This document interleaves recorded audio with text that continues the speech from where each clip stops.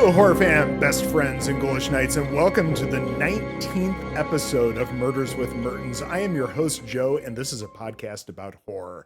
Cosmic horror, body horror, the horror adjacent, the supernatural, the psychologically terrifying, scary films in general. Each episode, I sit down with a guest and discuss one of their favorite scary films so that we can gush about everything that makes it just so damn cool. Viewers, thank you for supporting. Don't forget to like, share, and subscribe. If you are so inclined, it all helps to get the word out and bring some much needed love to this fledgling podcast. I do have that minor goal of reaching 100 subs so I can get the custom URL for the channel. So help, we're kind of halfway there-ish, but we're getting there. But forgetting all of that for the moment, today I have the honor of welcoming back Madeline Stanley. But not just Madeline Stanley. She's brought along her husband, Xander Stanley. Hello, folks. How's about you? Hey, how's it going? It's going all right. I'm glad we could finally work this out. We've been trying to do this for a minute. I'm really stoked to be here. Yeah. Well, we dressed for the occasion. Yeah. Yes, you have. Thing shirt. I made this shirt like half an hour ago, right there, so that we could do it. That's absolutely perfect then. Yes. Today's topic, 1994's John Carpenter's In the Mouth of Madness, written by Michael DeLuca and directed by John Carpenter. I remember seeing this in the mid-90s on VHS. I did not see it in the theater, but it was roughly around the time when I was for the very first time, reading some H.P. Lovecraft, and also, with this film, getting one of my first tastes of homage when I probably was old enough to understand what that actually is. But guys, what's your history with this movie? You go first. I don't remember when I saw this for the first time. It's one of those movies. I didn't see it anywhere close to when it came out. I was 5 years old when it came out. So, brag. Flex. But it was one of those movies that every time somebody mentioned not seeing it, my entire group of friends would come together. You have to see this movie. You have to see this movie. And so I assume at one point when I was a teenager, somebody grabbed me and was like, you have to watch this movie. And I had been into H.P. Lovecraft for quite a while. It's one of those things that weird kids get into. It's like you do. Yeah, it like heavy metal or anything else. It's like, oh, you're kind of a weird bookish kid. You're gonna find this, and it's so odd because cosmic horror apparently is very difficult to do in film, and Carpenter's really the only person I can think of who's nailed it twice, as it turns out. But yeah, I think the first time I saw it was probably with you during our great Carpenter watch his entire discography watch quite a few years ago. But it's definitely something that I immediately was drawn to. Like, I loved it the first time I watched it. And then I think I grow to love it. It's one of the ones that's been a slow burn. Like, it keeps upping on the rankings where I'm like, every year I'm like, I think I like this more than this Carpenter movie. Yeah. It keeps getting higher and higher. And then I know I feel like I might have even mentioned this on the last podcast, but Dark Adventure Radio Theater does H.P. Lovecraft radio plays, and post listening to those, I feel like I even appreciate In the Mouth of Madness even more because I'm picking up on even more of the H.P. Lovecraft vibes. Yeah. And like I've gotten appreciation for the In the Mountains of Madness story and how that connects to this. And I just I love this movie so much. Yeah, I mean, first of all, play on words of that title. But also, fuck H.P. Lovecraft, because the guy's exactly kind of an absolute asshole, as it total turns piece out. Of shit.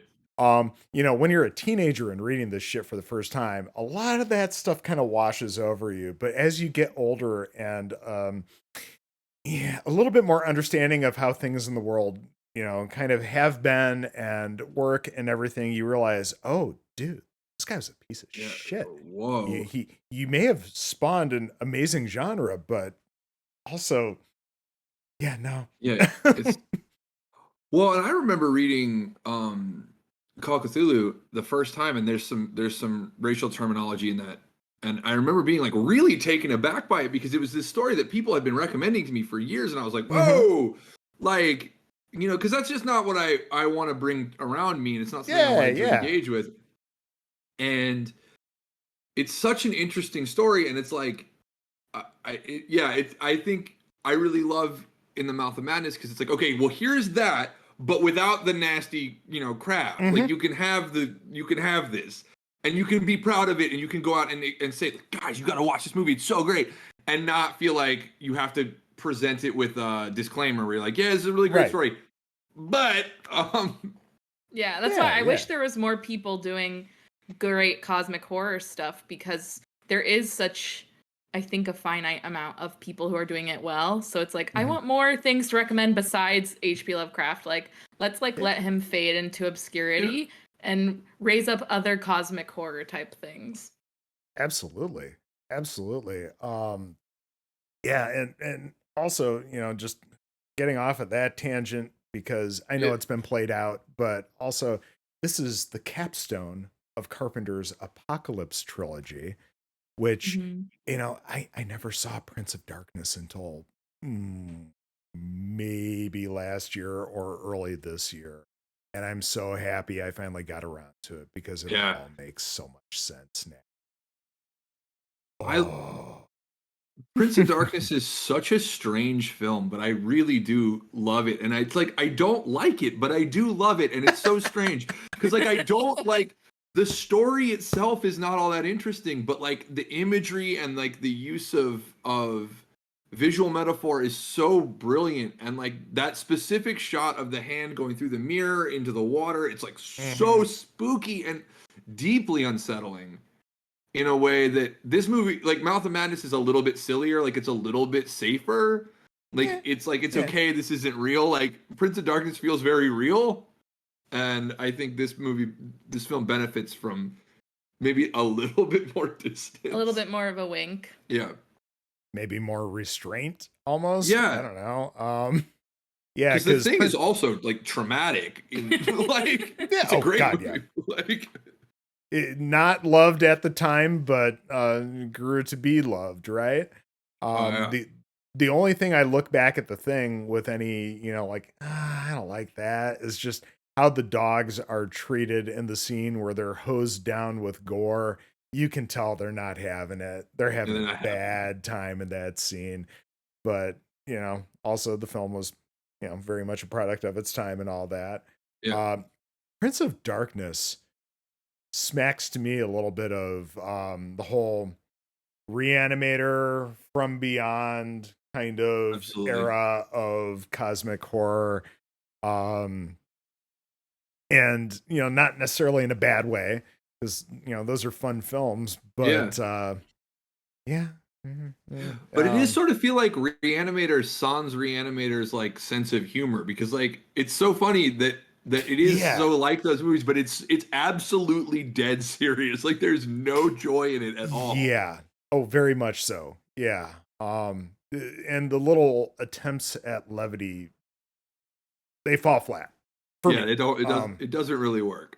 Well, and can you imagine if Mouth of Madness didn't have humor, like how much different this movie would be, and how the little touches of humor and sort of the winking and the enjoyment, the fun of it really makes this movie. Like you can tell Sam Neill is having a goddamn blast. Oh, sure. And we are too as the viewer. Well, if you think about like one of the most iconic moments for me from Mouth of Madness is both deeply frightening and hysterical. And it manages to do both, which is like when he's dreaming and he's like, did I ever tell you my favorite color is blue? And then you wake up and everything's blue and he just starts freaking out. And that's both existentially horrifying, but also very immediately funny. Like, and again, Sam Neill is having you can tell he's like, all right, here it comes. I'm going to scream in this bus. 3, 2, it's great. I love it. Yeah, I love the look of absolute horror on the lady's face sitting next to him, and just absolutely freaking out at his screaming. Oh, it's good. It's so good. Jesus. I don't know what else to say about this movie to start things off other than kind of jumping into the plot. But let's do it. Oh God, let's. So this thing kicks off with something that all of us horror fans love. I mean, who doesn't love a good John Carpenter theme? Oh my God, this song, I think we've seen John Carpenter perform live twice. And this song is always, it is a stone cold banger in the movie. It is even more of a stone cold banger live. That's great. He is having the best time playing it. And this is one of my favorite themes from him. Like maybe only beneath the Halloween theme. Yeah. I mean, I don't know in terms of like how it fits into the movie, which one is my favorite. Cause like you have Halloween, you have the incredible music in Assault on Precinct 13, but like live, this is easily the best one. Like it's great. It's so much fun. And it's got a great guitar solo, and you know me, I'm a sucker for a great guitar solo. Like you are. Yeah, it does. Yeah, it's and we get this with the credits, of course, and the printing press printing. I think it's the Hobbs End horror, the paperback version, and wow, that printing press is like extra violent. It's just you're almost expecting just something horrible to happen as you're seeing all of this, but no, it's just a little tease of what's to come, I guess. And we kind of finish the theme song, and the credits are still going, but we start near the end of the story with this ambulance racing up to this institution, which I guess is probably some kind of amazing matte painting. Yeah, it's really cool. It's gorgeous. It makes me think a lot of what we talked about way back when we talked about Halloween 3, of some of those shots of the factory and the town. Clear matte painting. This is not real. But yeah, it's good. And we get our very first character here, John Glover's Dr. Saperstein, which is clearly a nod to Rosemary's Baby. Because that was the piece of shit evil doctor that they were sending her to. Although I kind of wish that he was played. I liked John Glover, but I really was hoping for Donald Pleasance to be in this movie. Like, I know he's not in it because I've seen it a lot of times. But I mean, like, when I saw it, I'm like, where's Donald Pleasance? He needs to be here. He would be so good for a role. I think he was dead. Oh, well nice. That Thanks for explains bringing that. up. I appreciate it. I appreciate you bringing that into our conversation. He was either dead or dying at that point, because his last movie was Halloween 6, which was 95 That's or 96. the Paul Rudd one, right? Yeah. Okay. Which happens to be, full disclosure, I adore Halloween 6. Like, it is my hot take. I love the Cult of Thorn thing.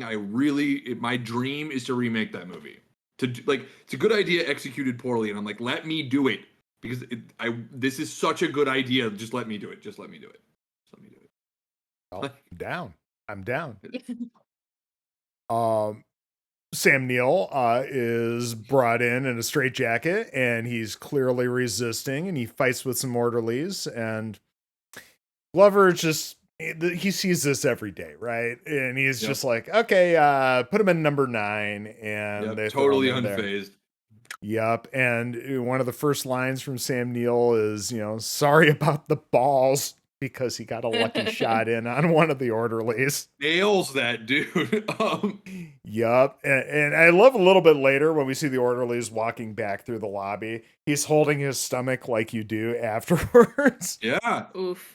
Well, it's like, this is where a lesser director would play a gag and then be done. And Carpenter established that, and then they pay it off as it goes. And there's never, and nothing is by accident. Everything is intentional, and I think it shows throughout the whole movie. Yeah, I would say that's one of the things I love about this movie so much, which is that the jokes and the serious things, like, there's so many little sprinkles throughout the film where you're like, you see this thing and it might come back for a laugh later, or it might come back for a scare later. You're never sure what this little thing is going to manifest into. Yeah.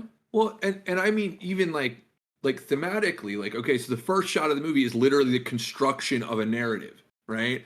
And then a matte painting, because the movie's about the difference between real and not real, and like the boundaries between the real and the unreal. And I'm really in love with the like we've opened the book and here's the line between real and not real, and that's going to be what the story is about. And without even saying anything, we've already set the tone for what the whole movie's going to be, and I just love that. And a lesser director maybe wouldn't do that. So true. Yeah, you'd get one of these people that, you know, they're very proficient, but they're just a workman. And they're just not putting any more into it than just, we have a movie to make and here we go. So absolutely love that. We cut back to Saperstein, and you know, Sam Neill's got some of the other patients a little riled up, and he's like, you know, we need a little music. He slides that. Not the Carpenters too. Yep, it's the Carpenters. We've only just begun, and all of the patients sing along, and it's absolutely horrifying. It really is. And again, you know, the fun little nod of ha ha ha, the Carpenters. The Carpenters. You get it. Yeah. We're all on board for this one, but then the music dies, and there's this nice little at the window to his cell, and he gets up and he's looking around, and I love how his breath on the glass is just like the raptors in Jurassic Park. Yes. It's all I can think of. But then the lights in the cell behind him dim, and you see this shadow walk behind him, and it's so fucking effective. And we don't know who this is, but Trent clearly shows some recognition, and this distorted voice tells him that it's not the ending and that he just hasn't read it yet. And then this hand just bursts through the glass, and we get this montage of disturbing images that are basically just little snippets of things to come in the film, and he's alone again. And well, we cut to Dr. Wren showing up, who's some type of doctor who's involved with this investigation of these disturbances that have been happening. I forget the actor's name, but you know, he's a character actor who's been in a ton of stuff. Mm-hmm. And just like most John Carpenter films, fucking great. And Saperstein leads him to the cell, and, you know, lets him know, hey, the only thing he's asked for in all this time is just a single black crayon. And get into the cell, and we see what he's been doing with that crayon. He's been drawing crosses absolutely everywhere. He's been doing a little redecorating. More than could ever be accomplished with a single black crayon. Like he's drawn on his face with a black. Have you ever tried to draw on your skin with a crayon? Like, I love it. Yeah, it doesn't work. He's not in your reality. In his reality, a single crayon can do all of that. Well, maybe he just asks for one at a time, and then it runs out, and he asks for another one. That could be. I wonder sometimes, like John Carpenter clearly has kind of a low opinion of mental health professionals, because this is another one who's like a little bit unhinged. Like, he's a little bit too intense. Not like Dr. Loomis, I shot him 6 times intense, but like, you can tell. But does he maybe not have a low opinion of the professionals themselves, but of the system? Like, it's like the system that failed Michael. It's the system that is failing him here, not like singular doctors. But it does seem like he has some issues here that he needs to work out. Is this the...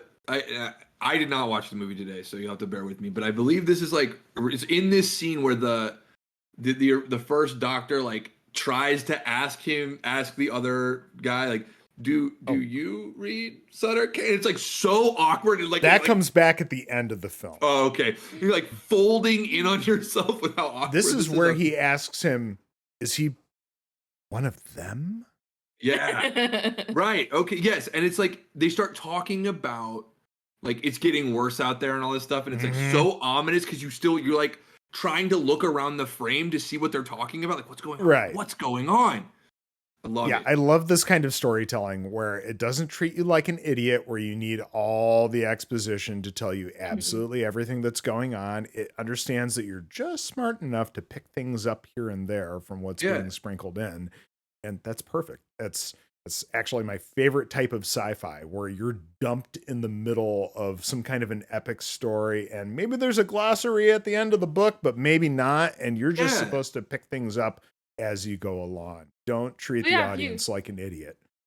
Yeah, if you listen to the radio reports that are on and the televisions that are Yeah. on and look at the papers, like they're saying little pieces here and there, but they don't have that narration of being like, it was 1994 and the world was going to hell. It's like, you don't need that. You But get it. you also like in horror and sci-fi genre fiction in general, like I feel like we are, as an audience or as readers or whatever, like you have that first like 10 or 20 minutes where you can just tell me anything and I'm gonna take it, right? Like the Christopher Nolan thing, like we can go into people's dreams, just shut up. Like, yes, we can do it. Like, I don't care how it works. Like, fuck you. Like, we're doing this, and it's okay because I don't care. I want to hear a story, and if you're telling me like these are the rules of the universe, like you can make them up. It doesn't matter.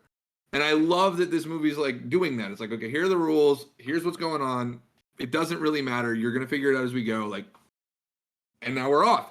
And the fun is in the mystery. Like, I don't need it spoon-fed to me. Like, let me, like you're saying, like, let me read the newspapers. Let me like overhear a snippet of conversation. Like, it's more fun that way. Yeah, definitely. Yeah, we could figure it out from there. Yeah. Dr. Wren at this point begins his interview of John Trent. All along, we get these little drips and drabs in the conversation that there's very much something wrong going on out there. And, you know, more with kind of the world at large, you know, like we've been talking about. Trent describes that he was a freelance insurance investigator who was contracted to investigate the disappearance of Sutter Kane. And we get this awesome little scene. It's a throwaway scene, but it very much establishes just who John Trent is. Yeah, his character. I wrote down something, a quote that he says here because I thought it was amazing. Because he says, word of advice, if you want to pull a scam, don't make your wife your partner. And if you do, don't fuck around behind her back. Iconic line, okay? Well, and I love that like transitioned like right into him lighting the cigarette, and like it's very like noir, like the guy's sweating and you see this guy, and again, like you were saying, they don't have to say, I'm the best insurance investigator, this thing. Like, they just show you, like, look at him sweating this guy, literally sweating this guy, turning the heat up, fucking with him. Yeah, I love the little line about, boy, it's really hot in here. Do you think we should turn on the air conditioning? Yeah. No, I'm fine. No, I'm fine. Why do I have to be down here? And it's perfect. And you see, this guy's like a total professional. Nothing gets by him. And we know all we need to know about who John Trent is without having somebody say, you're the best investigator we've ever seen, you know? Although we do get a little bit of that from the guy who contracted him from that job, because they cut to the diner and, you know, he's like, you know, why don't you just come work for me full time? You know, it'd be perfect. And then we get this line of, I'm my own man. Nobody pulls my strings, which we'll get back to that later. Another little sprinkling from John Carpenter. Yes, it's absolutely perfect. And while they have this conversation, you know, it's that wonderful conceit of this conversation is happening, we're invested in it, but in the background, we see this guy with an axe come stumbling out of this business across the street. He's got blood all over his white shirt, and people are kind of running, screaming from him. But that's not the main focus, even though you can clearly see this is happening. And, well, he approaches. It's like that perfect Hitchcock shot too, where it's like it's so suspenseful because these guys don't know, but we know, and it's like so stressful to be like, look right there's a guy with an axe, like, and it's so beautifully framed where you're watching that action between the two men, and it's so beautiful. And then he comes crashing through the window. And is that not the ultimate horror experience of like he's right behind you, like holding a blanket to your face, you know? Well. And we talk about this a lot. Like, one of my favorite things about horror is like the scariest thing is that the rules of reality no longer apply to you. The rules of your normal day-to-day no longer are right. So to use like The Exorcist as my big example, like the thing that's scary about The Exorcist is not that this little girl is possessed by the devil. It's that little girls can be possessed by the devil. Like suddenly everything you know about how the world works doesn't. And so even in a non-supernatural way, like if somebody smashes through the wall of a diner, like what the fuck are you going to do? That is completely outside your normal day-to-day rubric for like interactions. And that's so terrifying because you have no way of like dealing with that. It's not something you've ever experienced. And so And I think that comes through very clearly in Sam Neill's reaction as things progress here. Axeman, he kind of hovers over him standing on the table of the booth there, and you get this close up of his eyes with these weird double irises because he's clearly being affected by something, and he just asks Trent if he reads Sutter Kane, and you read Sutter Kane. Yep, the axe goes up, but he's blown away by a couple of cops. Standard cop shit too. Yeah. And Trent's reaction to all of this is just gasping and almost laughing at the situation as his buddy is like screaming and having a massive freak out across from him. Yeah.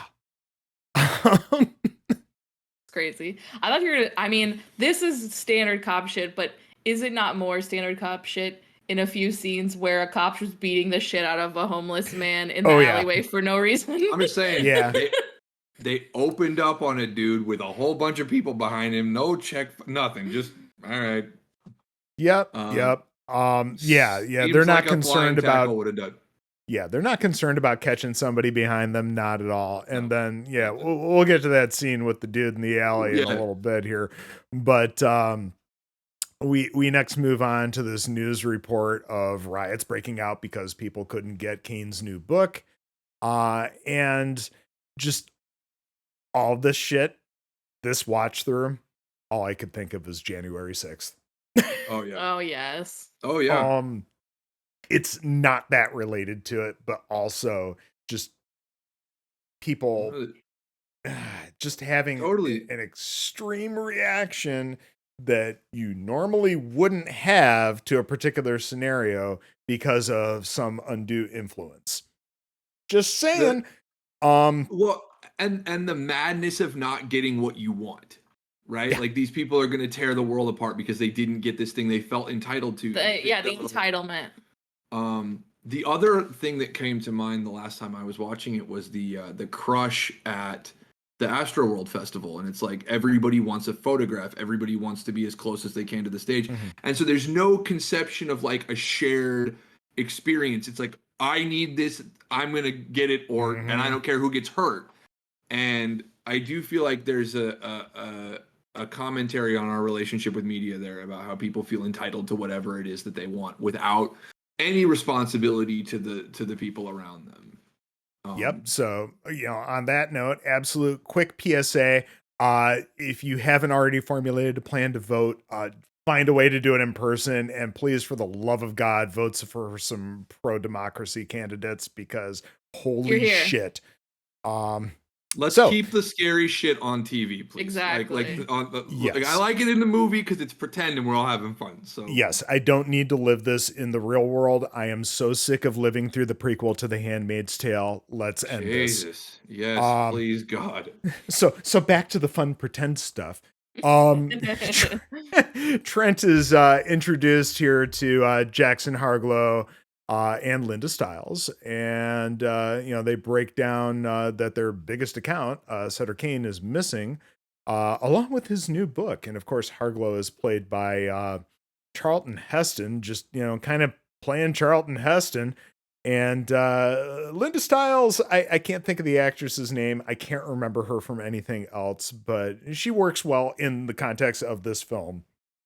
It's so funny that you said that because I was like, yeah, and like Charlton Heston is playing this like scumbag to perfection, then you're like, yeah, he's just being Charlton Heston. I'm like, you're not wrong. Actually, now that I'm thinking about Just it, being he's just himself. a dick. Like, Yeah, I mean, there's plenty of great roles that he's had, and just I'm not going to get into his personal politics because he's great here.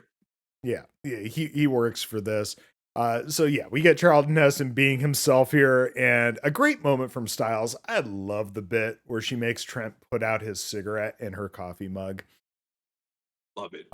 And just the whole thing of he's somebody who doesn't necessarily, read for fun, and he's kind of introduced to what a big deal Sutter Kane is. They got coffee mugs and posters throughout this publishing house. This is a big deal, and everybody's having a massive freak out because this author is missing on the eve of the release of his great new book. Well, I also really like Styles' characterization too, because I think it would be easy to make her sort of like the damsel in distress type of vibe, but she's like so in control. She's like, I know everything that there is to know about this author. Mm-hmm. I'm like the second in command at this company. Like, we're gonna figure this out because like I know she just is in so much control until she's not. But you really like put a lot of faith in her. Well, and I may be reaching a little bit, but I do think that it's interesting that he thinks he's above this, right? Mm-hmm. Like he's like, this is trash, it's low. And it's like, well, it affects you anyway. And like that kind of feeds back into our, hey, vote PSA just a second ago, where it's like, you're not above it. Like, even if it seems silly to you, like these things do matter. And I think so often genre fiction on another piece of that is dismissed as being lesser than. And it's like, well, no, it's clearly connecting with people. Right? Like, Sutter Kane has reached people who are not being reached by anything else. Well, and as you see in the book, once she says, you haven't even read it, so how do you know that it's beneath you? Yeah. And once he read it, he's like, wow, this writing's actually pretty good when he's on the phone later. And you're like, yeah, of course it is. You didn't even give it a chance. So I love, too, that, like, Carpenter, as a clear admirer of Lovecraft's work, like, let's just... leaving out the man for a moment, but that Sutter Kane is also based on another huge Lovecraft admirer in Stephen King, and it's so cool to see this like fusion of these two guys. And like, yeah, definitely. Well, I actually wrote a question in my notes too that was like, they say in the movie, they're like, you can forget about Stephen King, like Kane outsells him all, like literally calling out Stephen King. And I was like, it's kind of crazy that even basically 30 years from now, King's still probably like the most prominent horror author that we have. And what a long career, a long and successful career he's had. Well, I think once in a while, a genre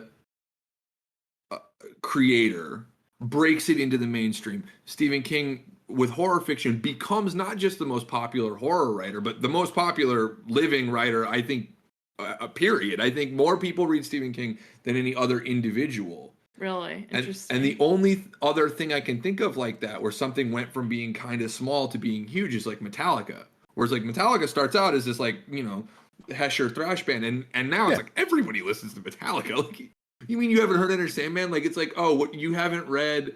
The Shining, like everybody reads The Shining or Salem's Lot or something, like, and I think there is a desire for that. Yeah. That kind of other, that kind of deeper dive than what you're normally going to get. And I love Stephen King, so. Yeah. Oh, absolutely. I'm same page. Haven't been quite as enamored with his stuff over the past 20 years, but that said, we have plenty to draw from. He got into a really dark place with kids, and I just can't go there, man. It's like, I read Dr. Sleep, and there's like 5 or 6 pages of torturing this kid. It just goes on, and I'm like, I'm not having fun. And like, I don't mind being shocked or made to feel uncomfortable. Like, that's what art's supposed to do sometimes. But like, this just feels like I don't feel anything other than gross. Yeah. Like, yeah. As much as I enjoyed that book, that was disturbing, and I'm glad that Flanagan was able to, in some ways, kind of improve upon. Yeah. Just like you can do that without making me like it was less gleeful. Like Mike Flanagan made it like sort of horrifying, and in the novel it feels almost gleeful. And like I get that the point is it's supposed to be unsettling, but like I was unsettled about 2 pages into a 6-page scene, and I didn't need any more than that. But you haven't read Sutter Kane yet, and he's really gonna fuck your life up. Yeah, also true. I would read it too. Like, modern cosmic horror, absolutely. Especially if it's as well done as they make it out to be. So it turns out that Sutter Kane's agent was the guy that went axe happy, and he went nuts after reading a couple of chapters of the new book. And then oh, I'm sorry, go ahead. I just love the way that that what is his name? Shit, I just lost it. Charlton Heston is like, oh, I thought you met his agent. Wasn't he the guy who smashed his way through the window and almost killed? Like, he's like that's an introduction, right? He gave you a business card. You guys are professional acquaintances, but he says it in such a flippant way, like, I understood you already met him. Like, no, that's not what happened. He attacked me in a public. That's not meeting somebody. Anyway, I'm sorry. Yeah, it's very casual, right? He's so blasé about it, like, well, whatever, it happens. Everybody's been attacked by the agent at one point or another. Yup. Yeah, Styles kind of lays it all out at this point after they leave the office. Kane's been getting kookier, and if they don't find him, let alone the book, everybody's kind of fucked. Their whole, empire, publishing empire here is kind of built around his work. And, they already have contracts to publish this thing in 18 languages. There's this huge rollout, movie rights and everything else. They need to find Sutter Kane. And Trent's kind of unconvinced. He just thinks this is all some kind of publicity stunt. But Styles suggests that he reads some of Sutter Kane for some perspective. And this is where we get to John heading home, and he sees some posters for the Hobbs End horror. He's kind of looking at them, and he hears this noise from down the alley, and here's this cop beating the shit out of some dude who was just trying to leave some graffiti on the wall. And we can't laying him out. Yeah, we can't quite see what the guy was writing yet. That will come later. But the cop turns around and, asks him if he wants a little too, buddy. He keeps on walking. Well, cop's gonna cop. Yeah, pretty standard stunt. Like, that's the thing too, is like living in a city. I mean, we try really hard not to be bystanders, and that is definitely someplace where I'm gonna end up either arrested or certainly in trouble. But like, you see stuff that's like shocking like that on a relatively regular basis, and it's hard not to be inured to it after a while, where you're just like, well, yeah, there's some guy screaming on the corner. That's Hollywood. People scream on the corner. Like, well, yeah, and isn't that this kind of the strength of this movie, which is that no one kind of realizes that reality is crumbling on itself because madness has become commonplace. And I feel like we're seeing that today, unfortunately. Back to the please vote sort of thing. When madness is becoming a reality, we need to change reality so it's not mad anymore. Otherwise, we'll all lose ourselves. And the stuff that would have seemed insane a couple of years ago is like, well, yeah, of course. I mean, yeah, that's just how it is. Pretty mainstream now to a certain degree. It's terrifying. Absolutely terrifying. Really horrifying. Please, for the love of God, vote. Like your life depends on it, because it probably does. Because it does. Oh, Jesus. So Trent's back home, and he's speaking with Robbie again on the phone. Again, convinced that it's all a scam. And the next day, he goes to a bookstore, which has been overrun by one of these mobs. He has to step over a bunch of overturned stands and so on. He's like, okay, I'm going to pick up a few of these, Sutter Kane books. And he's approached by this dude with, potentially the worst acne ever, or just open sores on his face. Oof. And the guy tells him, I can see. He sees you. And he's like, well, tell him I said hi. That's great. His response is so funny. Yeah, this is our first little introduction to, okay, there's something from sort of outside of reality that is observing Trent at this point. And this is where we get Trent on the phone with Robbie again, basically describing the plot of the movie and most cosmic horror in one sentence about how, it's a bunch of slimy things in the dark and everybody's going mad and turning into monsters, right? It's all about the guy who descends the dark staircase into the bowels of some building and discovers an ancient cult and loses his mind. That's cosmic horror in a nutshell, right? Yep. I also love that this major publishing company, this massive multinational publishing company, was like, "Go buy the books yourself." Right. Give him a couple of these books. They have them right there. There wasn't a stack that Styles was able to just give him. For research. But sure. I know that when I saw this movie the first time, or as I was aware of it, watching it, as a teenager and stuff, I was like, who would go into a bookstore and like knock stuff over and throw a fit? And then I worked in a bookstore during the pandemic, and more than once I had people come in and throw books and knock tables over and have a fit. And so it is very much something that like hits home. People go to places they associate with knowledge and with information to disrupt that if they feel like they're not being seen or heard. I don't think it's even so much that is that, people in the past 2-3 years are at odds with their perception of how reality should be.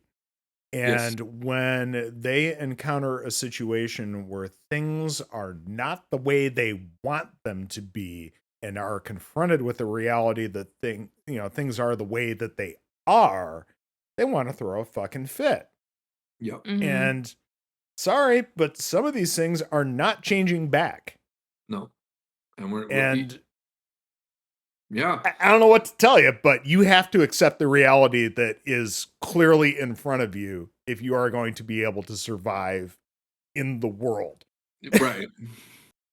And that silencing stories that are exposing that objective reality is not solving any problem. And that's just you not dealing with the problems that are there. I know we had several petitions and people yelling and stuff about us I was in charge of the children's department, and they didn't like one of the displays we had. And I was like, I'm not taking them down. I'm not doing it. Like, there are little queer kids out there who need to know that the world is okay and that they're going to be okay and that there's nothing wrong with them. And I'd be goddamn before I'm going to take that down for your snowflake little ass who doesn't want, I don't want my kids to know about gay people or know about racism. Like, I'm sorry. It's here. It's a problem we have to deal with it. And naming the problem is the first part of dealing with it. So, and there's a huge amount of struggle about literature that is reaching young people that is just acknowledging these problems exist. And people don't want to acknowledge the problems at all. And that's such a theme in the film about Trent not wanting to acknowledge what's really the slide until it's far, far too late. It's amazing how prescient this particular I feel like I didn't even realize how is. much it was until we started talking. Yeah. It's that's part of the fun about talking about fucking horror movies, man. Yeah. They are Totally. such a window into, other issues in the world. And they always have been. Absolutely. Always have been. Yes. And people will discount them like crazy because they don't fit into a particular little box of what they think a film should be. And that's why horror fans need to be people that review horror films. Yes. Because traditionally 100%. they have not reviewed well because it's somebody that thinks it should be this little, art house fever dream instead. And those are fun. And when they combine with horror, even more fun. But, just watch the complete works of David Lynch, right? Yeah. But ultimately, man, don't yuck somebody else's yum here. No, and Carpenter specifically has always been like a pretty profoundly political filmmaker. I mean, like those themes have always been present, even from the beginning. You know, looking at not so much in Halloween, but definitely in The Fog, Assault on Precinct 13, Escape from New York. Like, these are films that have a very pronounced, I feel like, strongly anti-capitalist message. Yeah.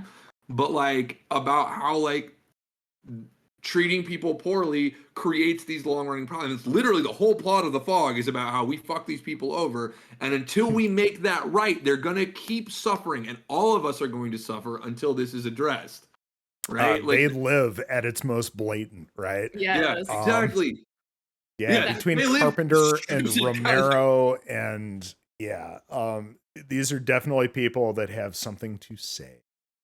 And just just barely even below the surface. It is very much front and center in so many of these films. All right, and they live, it's not even subtext. It's literally the text of the film. It's right there. Yup. Oh God. Fucking horror. So yes, Trent starts digging into these books, and he's basically reading and smoking. This dude goes through a shit ton of cigarettes in the film, and I'm interested to know if there is an actual count. There probably is somewhere out there. It's like the last gasp of cigarettes in movies too. Where like you don't really know, like it's one of the last films I can think of where somebody is smoking through like the whole movie. Yeah. Right. It's kind of his shtick. Yeah. And this is where we get into one of my favorite parts of this film. It is one of my favorite tropes in film, especially horror, in somebody that is snapping out of a dream, but is still within a dream. Yeah. And all that bit. Because he's dreaming of the cop beating the guy in the alley. And the cop is now deformed and again asks him really if he wants some to. Yeah. And we can see the graffiti is finished. You know, I can see. And yes, he turns around and there's a group of people, including the Axeman agent from before, who tells him, you know, he sees you. And the people just kind of circle him and axe him to death. And as this is happening, we get one of those little montages again, along with this lady with a deformed face who's eating pieces of the Axeman. And he snaps awake in a big start, and the camera just moves over, and there's the cop next to him, and he has another freak out and wakes up again. Yeah, and again, one of my favorite tropes. Well, and from that point on, you can never be sure that what you're seeing is where the line of Trent's reality is. And I love that. Again, I'm a sucker for like little things that serve the big theme. I love that. Like from there, was he still dreaming? Like what's going on? And you never ever get another gravity moment like this is real. Like here we are in the real world through the whole rest of the film.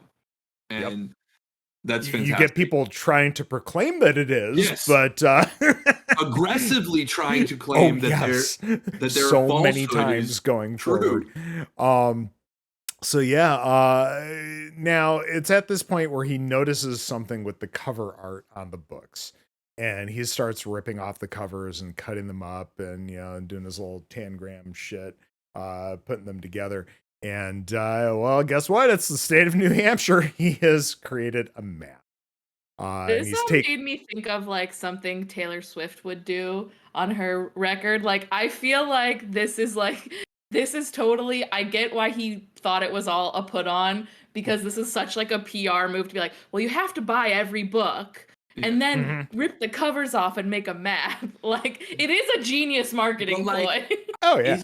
Is it a Taylor Swift thing, or because I don't think she's ever done anything like that. I think that the Taylor Swift stans just keep saying she's doing that. Like they just keep inventing these conspiracy theories. Well, they're doing it on their own. They're doing it. But like, I very well could be. When I watch it though, I'm like, damn, that's a great idea. It's a good idea. I wish that I do when I make like stuff for my bands and stuff. I'm always trying to like hide. There's so much work that went into like the last record I did of like there's so many little hidden things that nobody will ever find them because it turns out nobody cares. Like somebody cares. You have to be Sutter Kane, like you have to be Stephen King sized. I highly recommend anybody watching or listening to go look.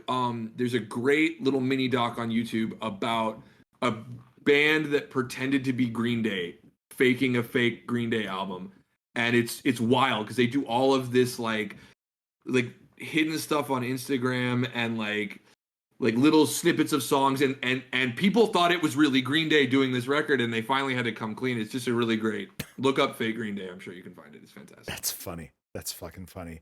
Yeah, the closest thing that I get to doing shit like this is occasionally putting my photo or Nicolas Cage's photo into a kitchen design. And I've got to have a client who's going to have the right temperament to, potentially see something like that in the background. There's got to be a bit of a vibe check at some point early on, but for the right client, it's fucking funny. Yeah. That's amazing. I love it. Yeah. So he takes his findings to the publisher Arcane, which I think we completely glossed over. Oh, yeah. Arcane being sort of a play on Arkham a little bit. There's plenty of these little nods throughout this film, and I'm sure many that I have completely missed. But he shows them the map. He's got the transparency. I'm surprised they didn't break out the overhead projector. But Harglow says, he's got nothing to hide. He just wants his book, and he decides he's going to send Styles along with Trent to New Hampshire to find Kane because he wants his person along for the ride. And then we cut to the car. And we're driving through, farmland, and Trent's just kind of sort of muttering the lyrics to America the Beautiful and not well. No. And for whatever reason, he has one of those little clown horn I literally put that in my notes. I was like, who carries that in their glove box? What is that from? I don't understand why that's there. But Styles is sleeping in the passenger seat, and he thinks it's going to be funny to just, blast this in her ear. And she wakes up in a big start and grabs this bag of chips and smacks them with them, and they're flying everywhere. And, similar to Sam Neill's accent in this scene, because it's all over the board. Yeah, sometimes he sounds like he's fresh out of New Zealand, and other times not so much.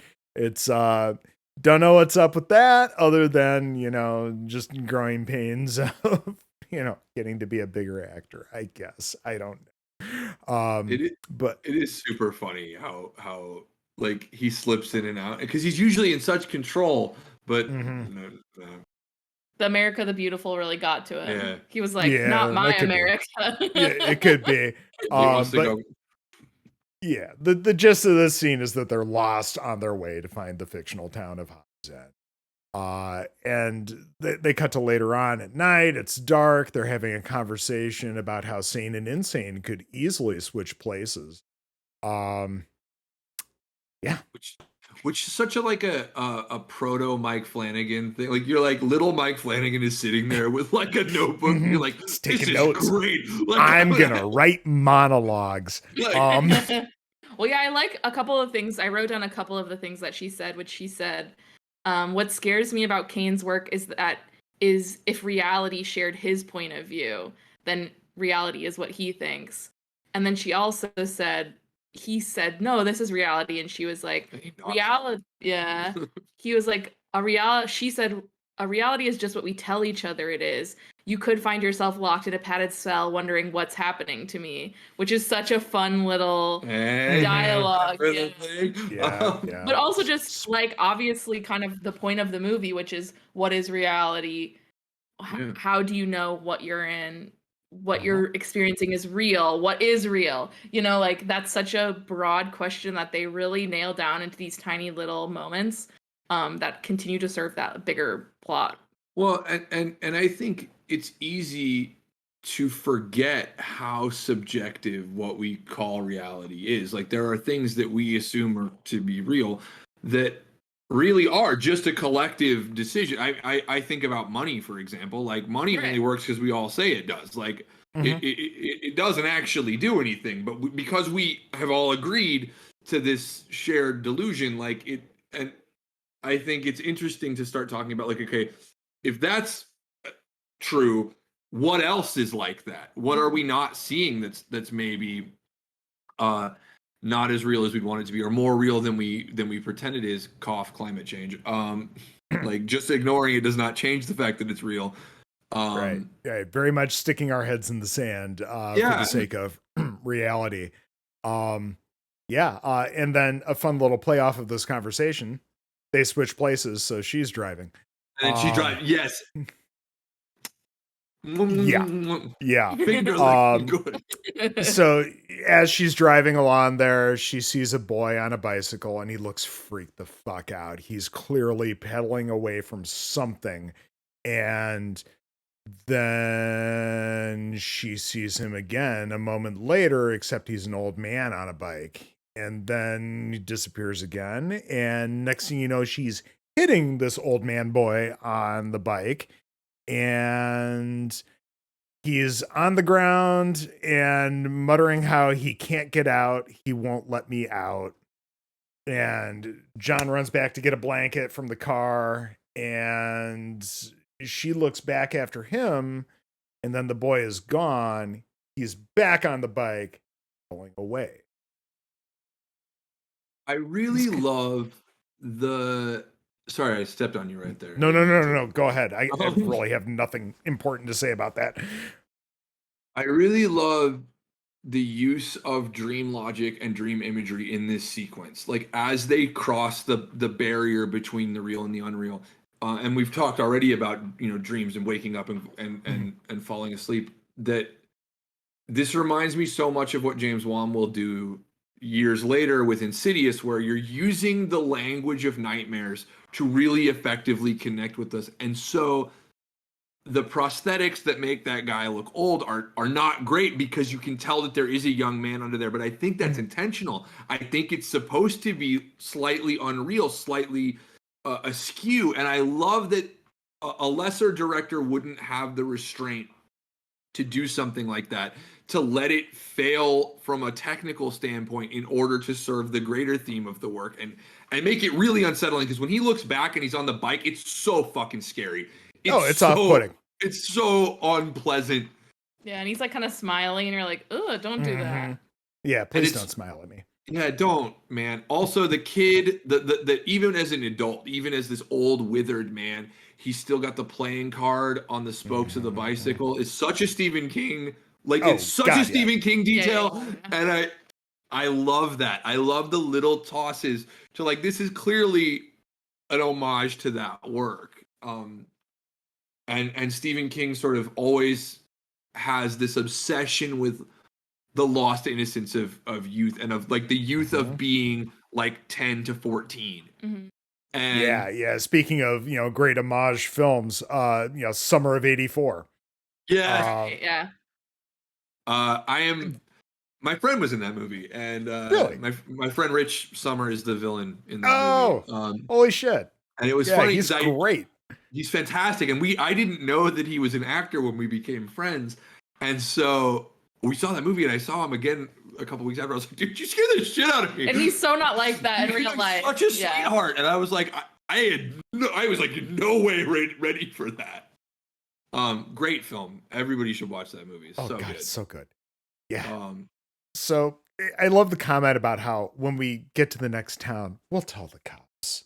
It's kind of the we'll leave a note. We'll leave manslaughter, not important. The guy was obviously fine. Whatever. It's fine. Yeah. So they get back in the car. Send an insurance investigator after right. So they drive off, and darkness becomes complete darkness. And Stiles pokes her head out the window, and she looks down, seeing no ground, no road. And then all of a sudden there's a flash of lightning, and they're in the sky. And all of a sudden, through the sky to a covered bridge, and there's so much flashing light, and, like, warning for epileptics at this point. It is all these flashes. She's clearly out of it. And next thing you know, they're rolling out of the bridge into broad daylight. And she slams on the brakes and it's like, looks behind her. She can see through the bridge, see daylight on the other side. It's nuts. And I love that Trent's just like, oh, we're here. Yeah, I slept through the night. Thanks for driving. And she's like so freaked out. He's like, yeah, it's cool. But isn't that like, again, horror cinema using real life to scare you? Because we've all been driving late at night on the highway, and you do have that sort of dissociation feeling where you're like, how long have I been driving? You know, how many years have I been on this road? Even just driving to work in the morning and having one of those moments where it's like, I don't remember the past 3 miles. No. And here I am. Remember the last time I was conscious of what I was doing. And yes, exactly. Because you're just going through the motions. It's the muscle memory. Yeah. Well, I also think, like, for me, the 1-2 punch of that kid being like, they won't let me leave, and then going through such an experience like that, that's like one of the scariest things to me, because I think like the concept, I think when you think of horror, it's like you can hide or you can run, right? And but if you're in the situation where they won't let you leave, or you're in a place you don't even know how you got there, how do you escape it? It's like the horror becomes inescapable because you can't leave. You don't even know where you are. So how would you escape something? And like that, I think is such a foreboding thing to think about. And tying it into like one of our favorite films, Grave Encounters, like the scariest part of Grave Encounters is they open that door, spoiler, stop now, because if you don't know, literally skip forward 30 seconds, because I really don't want to fuck this up for you. But they open that door and the hallway is there, and it's not even outside anymore. What? How do you even? The whole rules have been rewritten now, and you're fucked. Like, you can't go anywhere. How do you fight the fact that reality has changed? There's another one called Mr. Jones, and they're waiting for the sun to come up. And it's 6 a.m., it's 8 a.m., it's 10 a.m., it's 2 p.m., and the sun won't come up. What do you do now? If your plan was we just got to make it through the night, well, the night's not ending. You're fucked, yeah. Time for a new plan. Way out. Yep. What are you going to do? The rules of reality are different, and you don't know what they are. Yep. Good luck. And that's so chilling to me. At this point, Styles is just kind of pissed about the situation, you know, because they look over and they see the sign, "Welcome to Hobbs End." And, oh, hey, you found it. Get on. It's just like, he's so you're driving. You're driving. Yep. They switch again. And they drive through town, and Trent, again, still totally convinced this is all set dressing. They found some town, they replaced a bunch of signs like Halloween 3, and you know, ultimately, you know, we are looking at, you know, some little town somewhere where we're just kind of lost, but hey, good production value, great. And they're looking in this antique store. And rather Trent is, but Styles is just kind of looking around, not believing that they are where they are. And he is commenting on, where do they buy all this old shit to, you know, dress this shop up? And she sees this dog, terrified, running away from this pack of kids. And of course he doesn't see them. But, and of course these kids have sores all over their faces too, you know. Because, well, we just got to lean into that. But he sees nothing. No. Well, and I think it speaks to this whole fear that I think I certainly have, and I think a lot of people have, of like the isolation of madness. Like if you started to lose your grip on reality, you're alone. Like nobody, if I start seeing something and you can't see it, like that's so terrifying that like not only do I have to now deal with these kids and the dog and all this shit, but I'm also completely alone on that. And I don't know if it's real or not. I feel like I should have worn a shirt that just said themes, because I keep being like, it serves the themes of the work, and I love it. Nope. It's the conversation speaks for itself. That works. They decide to mosey on from there. and we pull up to the Pickman Hotel. Again, nice Lovecraft nod, Pickman's model. And well, Styles, as they enter the building, starts before they do even, starts pointing out all the little details from Kane's book. We've got the greenhouse where the townsfolk saw something with a bunch of tentacles writhing around, and there was all sorts of unusual plants, a nod to the color out of space. Yeah, love it. One of my favorite things, and Madeline can tell you, I am such a sucker for like the untold story, the book within the book, the movie that you can't watch, the books you can't. So like I watch Mouth of Madness and I'm pissed because I really want to read these books. Like I really want to hear this story. Like, and I'm so angry that they don't exist. And of course they could never be what they are. Yeah. Because that's and that's just another tenet of cosmic horror. Yeah, just exactly. So this horrible fear of the unknown that's just you are not able to describe this horror, and what you're seeing. It is more terrifying because of it. Yeah. And it's so alluring to me. Like I desperately want to read the Hobbs and horror and hear about this, this old woman and all of this. Who turns her husband into coleslaw. Yeah. Mm-hmm. I love it. You get a little bit of that. You get a little bit of it. Oh, just a taste. But that's the thing. It's these tantalizing little glimpses into a story you'll never be told. Yeah. And so much the better for it. Yes. Yeah. And it's so brilliantly executed here. Yeah, and they get into the lobby, and she's picking out all these little things from the book. Hey, loose board there, and he steps on it, and it creaks. And there's this painting, and it's basically just a couple standing by a river for now. I love that painting so much. Yeah, and it's a nod to a very specific painting, and I can't think of what it is. I'm sure somebody has written something about it out there, but I am awful at art history. I should know this, and I'll be killing myself later about it. But you can leave it in the comments. I'll come back and be like, somebody, I did. Please do, because I need somebody to point this out to me. And they go back to the desk, and Styles hits the bell and enter the great Frances Bay as Mrs. Pickman. Perfect. Mrs. Chalfont from Twin Peaks. Love her. She's great. She's so good in this role. Apparently at Comic-Con this year, somebody had like a scale model of the final evolution of Mrs. Pickman from this film, and it was amazing. Oh, sick! I wish you could have seen that. Yeah. I think it might have been because John Carpenter was there too. I thought it was maybe like the real, maybe like a real casting of it or something. Yeah. But very cool, very cool. Yeah, there's plenty of photos of it out there. I just probably need to read into it a little bit more.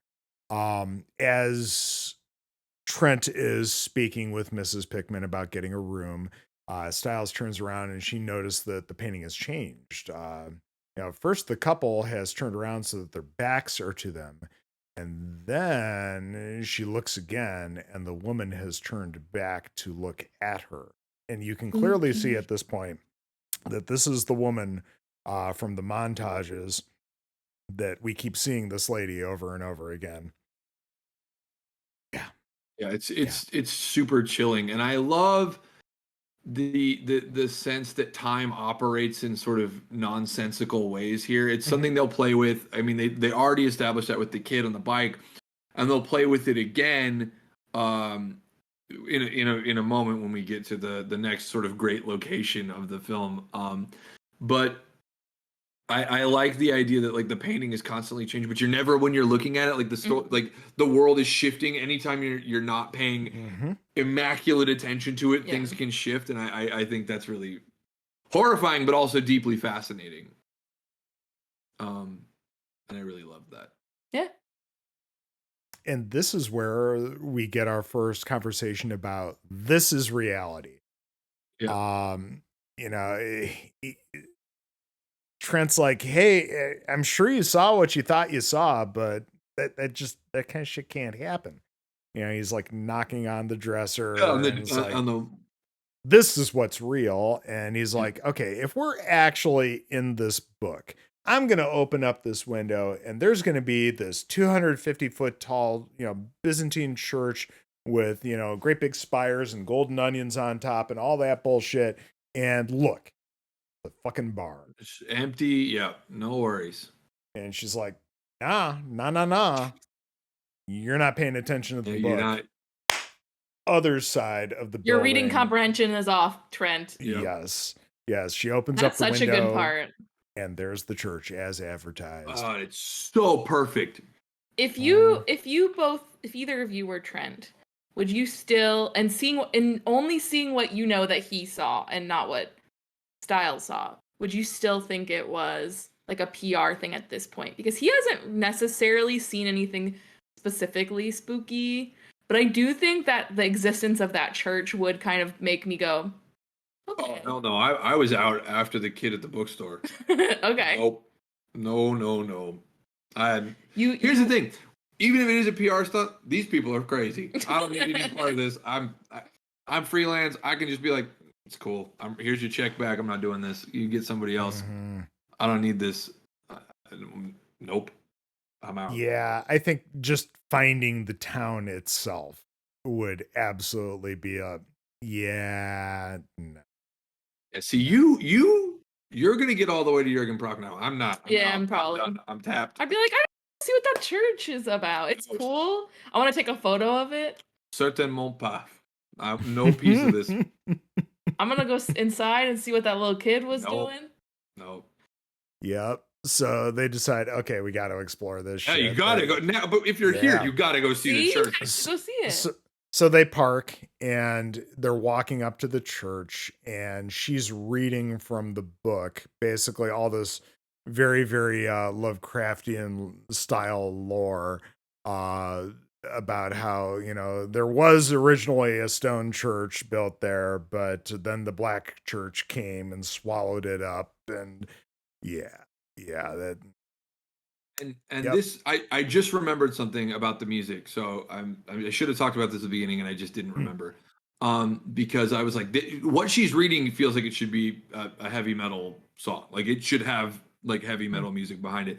And that reminded me that I read this interview with John Carpenter about how they wanted to use Enter Sandman at the beginning of the movie, and that they couldn't get the rights to it. And so that's why if you go back now and you listen to the Mouth of Madness theme, you can hear the influence. Like it's pretty present. And it's like, oh, cause what is that song about? It's about dreams. It's about falling asleep. And isn't that so much like the dream imagery again coming back? Plus that song slaps too. But the song's great. I mean, they're both great songs. But that what a shame it was that we couldn't get those two artists together. That would be cool, yeah. The John Carpenter Metallica hookup, we really need that. It's not too late, guys. You get John Carpenter in churches, so at least you get some synth pop Carpenter. Which also works for me. But totally. Yeah. I've been campaigning on Twitter for a John Carpenter directed, Gary Whitta written video game. So if y'all want to jump in on this campaign, I feel like we can get this going. I would absolutely support that. And that works for me. I love that he's doing scores for other films now. Like I really, they did a truly atrocious Firestarter remake recently, and it was bad. I couldn't finish it. It was that bad. But the soundtrack was incredible because it's John Carpenter, and you're like, well, you got one of the greatest living composers to do this incredible thing, and nobody does that kind of ominous synth music better. I just don't. And the marriage of him and Boy Harsher for the new Halloween, and then Ghost for the last Halloween. Like you can see these are artists that are influenced, and it works really, really well. And I'm here for that. So as they're walking up to the church, scenes from the books start playing out in front of them. We have some angry townsfolk driving up to rescue a stolen child, and you get this cool little scene of the doors flapping open and closed with the kids standing behind, and instead they open back up and Kane is standing there. So enter Jürgen Prochnow.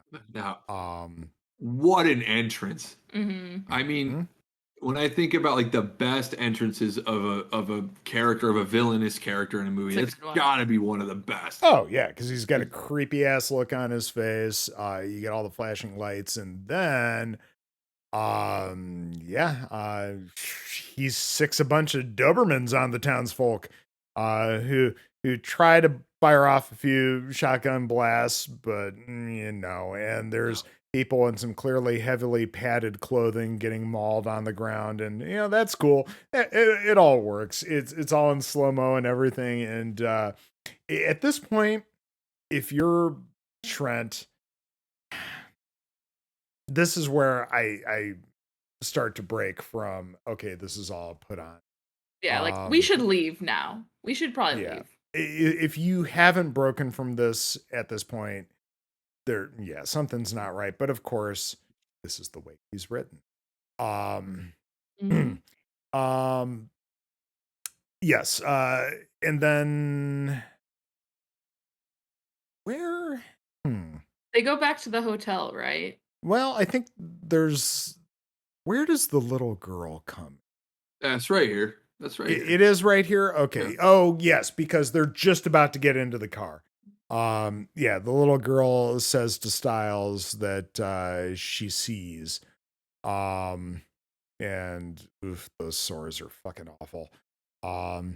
And they cut right back to the hotel. Trent is totally convinced that this is all staged. And that they basically just want him to go back and tell the world about Kane's haunted little town. He's like, well, fuck that. Yeah. And this is where Styles finally breaks and tells him that Harglow sent Kane off on this publicity stunt, but he never showed up at the destination, and that Trent and Styles were never supposed to find anything or anyone. And that's how she knows that this is really happening. I love, again, we are in the middle of another story. So those parents show up for their kid, and it's like, that's all the story we get. That's all the piece of like, what is Sutter Kane doing to this town? And I love how ominous it is to sort of come into the middle of the story like that. And then to have, the little girl has pushed Styles down the rabbit hole maybe farther than Trent is, and it's so chilling to watch because that he is right behind her and he's gonna lose his grip on this as well. But you can't help him. You can't, and it's already too late at this point. Like we know it's too late. I also thought there was sort of a subtle indication that like, okay, so this is where Sutter Kane comes from. Like he was this kid, right? Because the doors are the kid, and then it's him. Interesting. This implication that like he too was created. Interesting. And I really enjoyed I hadn't thought of that. Yeah, but absolutely implied, I would say. Styles tells Trent that only she and the agent knew what was in Kane's new book, and that it was about the end. This is it. This is how the world ends. And Trent tries to convince her to leave with him, but to no effect. Yep. She's not going to go. He goes downstairs to the lobby to find that the people in the painting are not looking so hot. Yeah, this is pretty gnarly. They look like they're and they live. Yeah, they look like they're. Yeah, exactly. They look like their head fell in the cheese dip back in 1957 or whatever. Yeah. And so he's still not convinced that this isn't a put on. So he touches the painting to see if it's wet or anything. He lifts it up off the wall. Looks behind and all that. And he sparks up a cigarette, and there's Francis Bay back at the desk telling him to put out his fucking cigarette. I feel like people have been telling him this throughout this entire movie. The whole thing. Mm-hmm.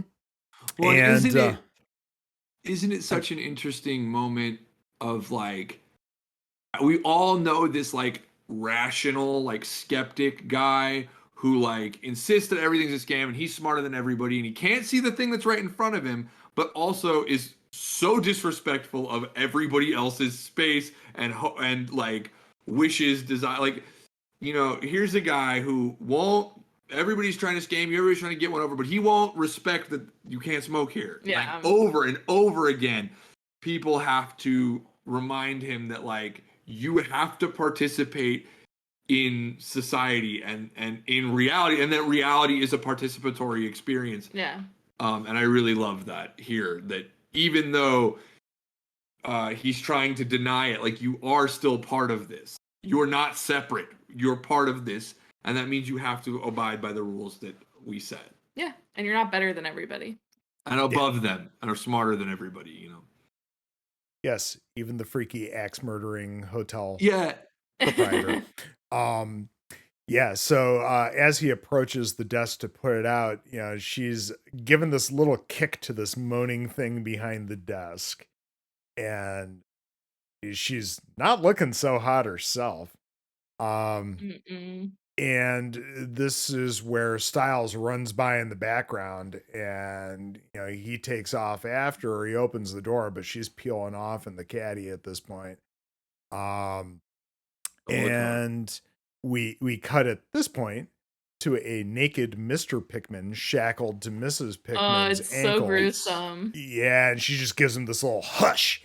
Yeah. It's so creepy. Oh yeah. Yeah, it's pretty off-putting. And we move on to Trent just walking downtown because he's like, well, fuck else am I gonna do? I'm stuck here. I don't have a car anymore. Yep. And he walks downtown to investigate since he's stranded. And yeah, we cut to him in the bar and he's drinking a beer. And I'm like, did he just serve himself? There's nobody in this bar. There's nobody here. Where did he get this beer? He doesn't have respect for anybody, so he just took it. But then, and that kind of lends itself to the idea that, you know, he continues to think that this is a put on because there's nobody there. There's nobody staffing this bar. Yeah. He's like, I'll put it on their tab, you know? Exactly. The scene that follows is so chilling too, because what it always reminded me of, even as a teenager, is like when you are having a dialogue with an NPC in a video game. Like it seems like this guy that he's talking to has a script that he's reading from, and he's not really responding to what Trent is saying to him. Like he's just, and it's so like horrifying that like you're not like what you want no longer matters. Like what your actions no longer have any real effect on the world that you're in, and it's you're part of the story for good or ill. And yeah, this is the guy who is leading the mob outside of the church, and his face is a little bloodied from the altercation with the Dobermans. And he's just basically telling Trent he needs to get out while he still can. He needs to leave. And we cut to, while this is going on, Styles going to the church. And I love how every time they park outside the church, they're super far away, even though you can tell there's parking with all sorts of lights and everything super close. But the whole idea is by parking far away, when you see them exit their vehicle, you can get the shot of the entire church in the frame, right? Interesting, considering how that church is probably another matte painting. The church is a real church. Is it? Okay. Yes, it's in Eastern Europe somewhere. I don't remember anymore, but I don't know. So they composited a lot of it, and I think part of the thing is that they didn't really film them there. They like sent somebody to film the church, which is why you never really see anybody except really close to the door or really far away. So I wonder if it's not a sort of a green screen thing too, because I remember when we watched it the last time, I was like, where is this? This church is badass. And John Carpenter is a big fan of Pasadena, which is not that far from where we are right now. And I was like, if that church is around here somewhere, I'm going to go find it. Yeah, if that church is in Pasadena, I'm going to go to Pasadena and see this badass church. Fakink. Yep. Absolutely. So as she's walking up to the church, this ball rolls up behind her, and it's all the little kids, and they're looking extra creepy now. Creepy. And that dog is missing a leg. And she's like, who's your parents? Where do you live? And they're like, yeah, we live with you. And you're my mommy now. Yeah. And it's Mother's Day. Oh, it's so creepy. Yes. The little girl says, today is Mommy's Day. And she's got sharp teeth and blood everywhere. I'm convinced that this little girl chewed the leg off of that dog. I think so. I think so. And she's so scary. There's something so frightening about children. Like, even regular kids can be fairly alarming, but like, it's like what the Omen. You just put a little kid in a suit. A little kid in a suit is terrifying. Like, I don't want to say it's because it's wrong. It's like they shouldn't be. Look at him with his tie. That's freaking me out, man. And these kids, even before they had sharp teeth, were terrifying. And so, I think, again, it comes back to, like, you should be able to control this thing, but can't. Yeah. Right? Like, a child should be something that you should pretty easily be able to get a handle on. It shouldn't be this roaming pack of kids that chew legs off of dogs. And, like, again, one kid is not a problem. To use my favorite quotation about child's play, like, it's a doll, step on it. Like, it's a little kid, punt. Like, I mean, honestly, like, one-on-one, I'm gonna mash this kid, sharp teeth or not. Like, like, I have the reach, I got the size advantage. I have been way more fights than this kid. But, like, what if it was three of them stacked on top? A pack of feral kids is, like, a problem now. But can you take three of those kids stacked on top of each other? Stacked on top of each other, probably. You take out the middle one, the top one's going to fall in the middle one. Especially if they're in a trench coat, you know. Yeah, because trying ultimately... to get into a movie. But, like, what are you going to do if this, like, you know, pack of feral animals attacks you? I mean, that's how we took down woolly mammoths and stuff. It's like one person is not dangerous, but a group of people is dangerous. It's true. Like the children are learning. We should be afraid. Yeah. Soon they'll be able to open doors. Like Velociraptors. Yes. Exactly. Yes. Again, going back to the Velociraptors. Yes. It all comes full circle. But like, it speaks to this thing that should be normal but isn't. Right. And that's the language of nightmares is. This is your house, but it's not your house. Like these things are normal, but they're not normal, and there's something wrong. Yep, and we are breaking reality. And by the time you put your finger on what that is, in this case, sharp teeth gnawing off dogs' legs, it's way too late to do anything about it. Yeah. I not the biggest fan of the two planes of action here until things are a little bit more wrapped up, because they cut back to Trent looking around the smallest hotel room in the world for Styles. Yeah, like what's that? Where could she searching a 6x4 room for a human being, for a human woman? It should take you about 8 seconds to establish that she's not here. Yeah, and then we cut back to Styles about to enter the church, and she sees this wooden plaque that says, "Any who dare enter this unholy site be damned forever." And she just goes ahead and opens the door. You know, how long is forever, really? Anyway, yeah, I mean, that is pretty cool. I'm just saying, I would have stolen the plaque and taken off at that point. Things are pretty clear that. Oh yeah, I dipped. I'm not doing this. Yeah, and I appreciate that when she gets in the church, it features torches instead of candles. And of course we have an upside down cross because it is an unholy church. Yeah. Yes.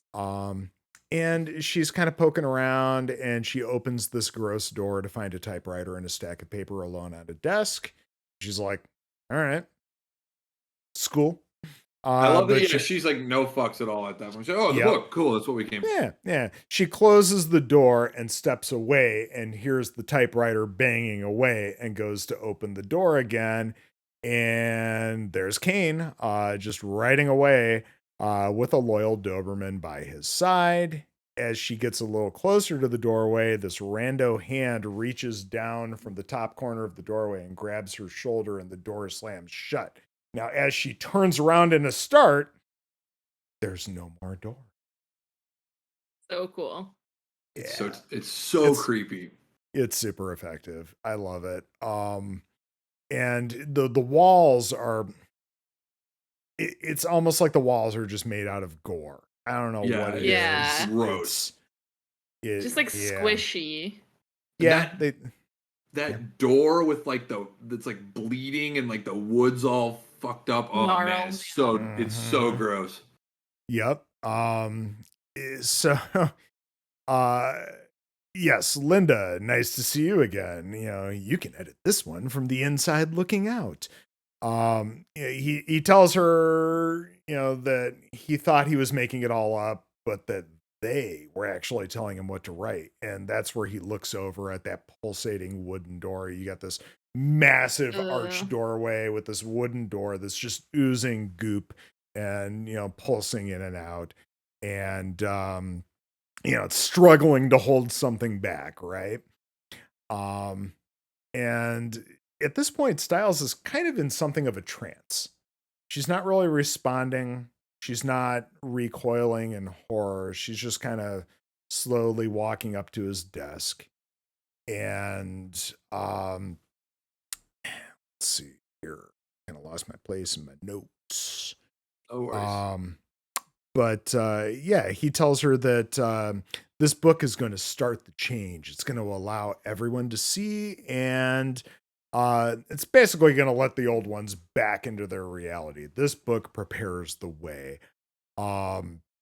And he kind of grabs her head and forces her face into the manuscript, which just glows and I guess uploads its contents into her brain.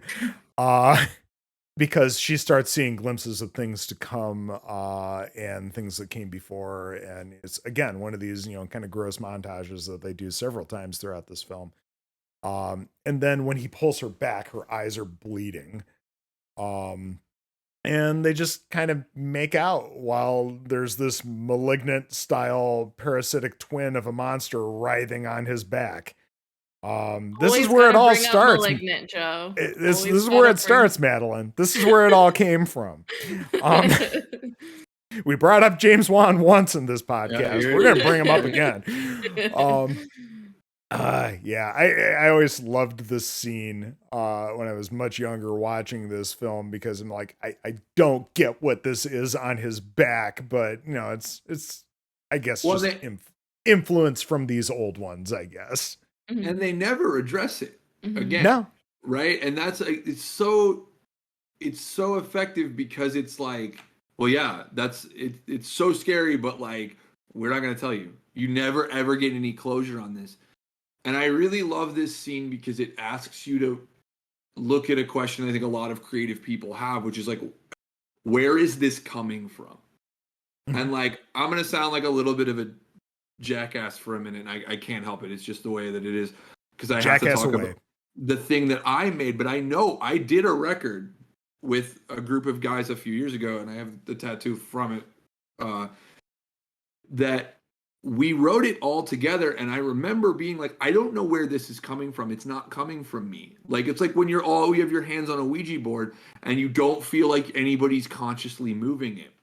Mm-hmm. And so when he says, I thought I was making it up, but it was them. And, that did he dream this into reality? Was he always being manipulated? Or is like the power of what he's creating so strong that it became a self-fulfilling prophecy? And there is a sense when you are making something, when you're creating something that like, what if you lose control of it? And I wonder if that's something that people with kids feel, but I don't know, because God forbid that should be me. But like I hate to say it, but same. Right? Like I send that blessing to you, God forbid.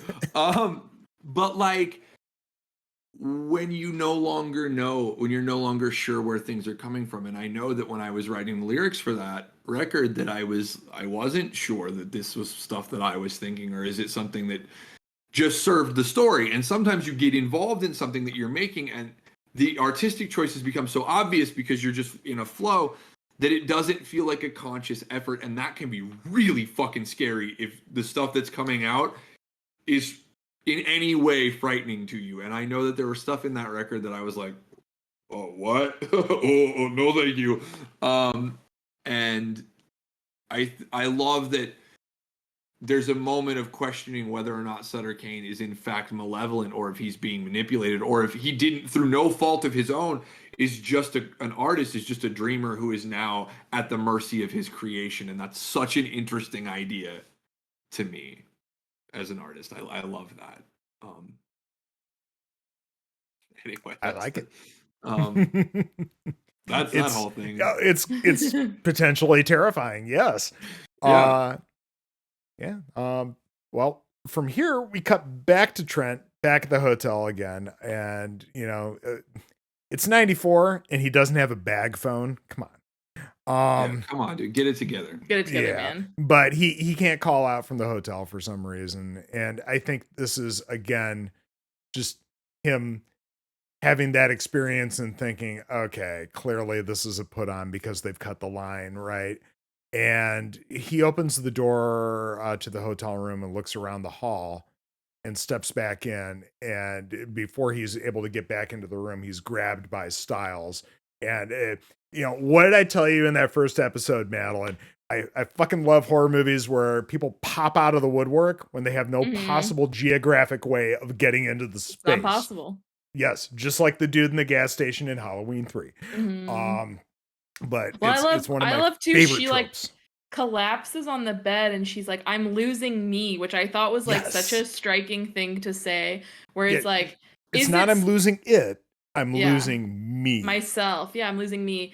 And that really struck me because obviously losing touch with reality is scary enough, but being cognizant that you are losing touch with reality and you're losing yourself, is that not the most scary thing? Because it would be better if you didn't know, there's almost some comfort in not knowing, but understanding that you're gonna be detached from yourself and going through that experience, how horrifying. Yeah, it's like they say, crazy people don't know that they're crazy. So the really terrifying thing is realizing that you're slipping away. Absolutely. She passes out at this point, and Trent goes looking for Mrs. Pickman, ostensibly to, find some help or whatever. And although he gets down to the lobby and he sees that painting again, and at this point they're just monsters. Yeah, they're just monsters, just hanging out in the grass, catching some rays, whatever. And we get that great "come on, you old bitch" line. Yeah. The thing that really strikes me about Styles there, and again, I know I keep coming back to this, but I really love when horror cinema or horror fiction in general can speak to something that has happened to you, right? That can take a real fear that we've all, or many of us, have struggled with, and bring it and make it more exaggerated to the point where you can't ignore it. And haven't you ever been having an emotional reaction to something, and you know you're past the red line, you're out of control, you're reacting unreasonably to a situation, but you cannot arrest the momentum of that moment? When I have a panic attack, I know that I am being unreasonable. I know I'm freaking out. The fuck good that does, but it's has telling somebody to calm down ever done that? Has anybody ever actually calmed down when you tell them to calm down? No. It's just dumping gasoline on it. And I think we've talked again and again and again about how this is about control, right? And which is incidentally what Jurassic Park is about. Sam Neill really nailing these control movies in the 90s. He had that market covered. But she is losing herself and she's losing control, and she knows it, but there's nothing you can do. And isn't that the scariest thing? Yeah. That we're scared of monsters and of reality falling apart and of axe murderers and cops, but really what we're scared of is that we're powerless to affect our own destiny, and that all of this is predetermined and that there's nothing you can do. You're just a player in somebody else's story.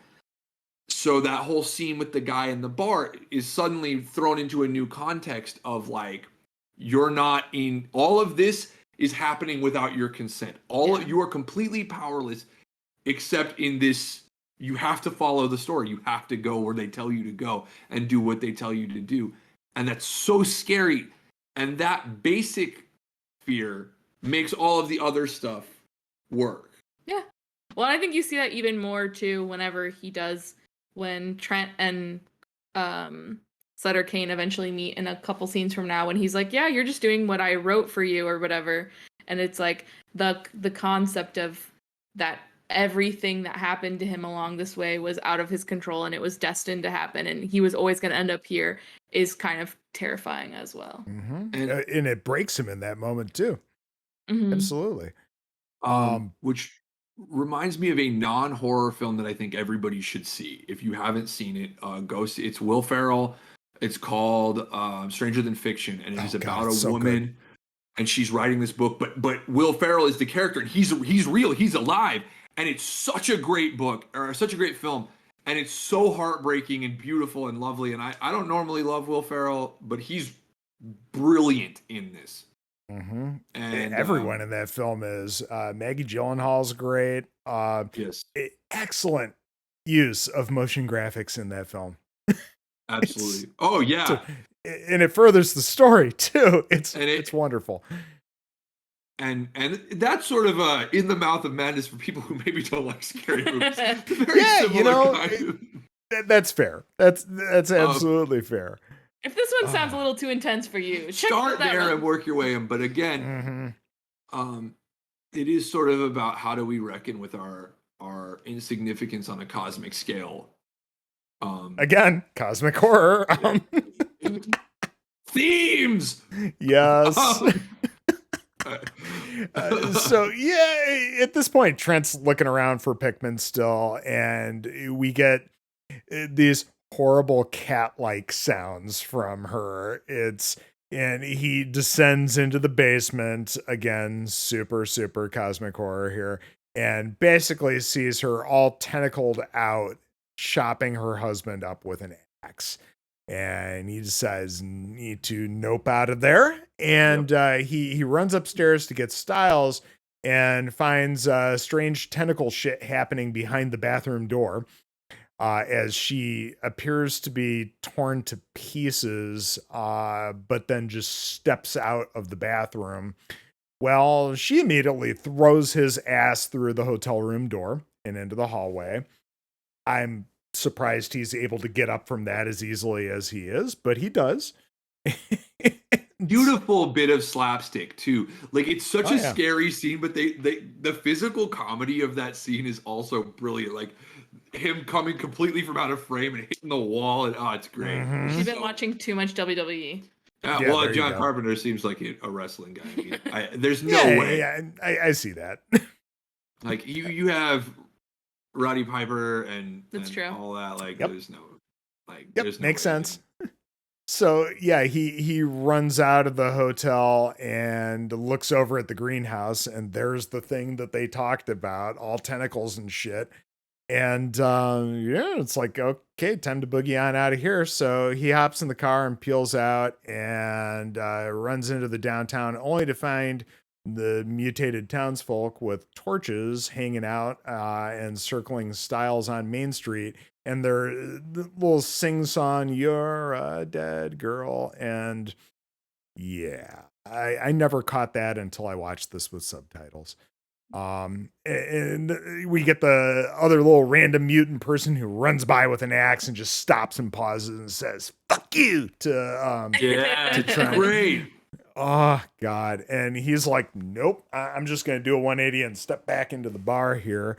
And, he finds the mob leader is there, again. I think the character's name is Simon. But he's got a shotgun and his face is extra fucked up. And he's like, yeah, my other kid, Johnny's sister, she's the one that did this to me, a fucking 5-year-old. And this is the wonderful line from the guy who says, reality is not what it used to be. Such a good line. It's fun. Oh, it's so great. Love It's it. super fun. And so the guy decides to take his top off with a shotgun, saying, I have to. He wrote me this way.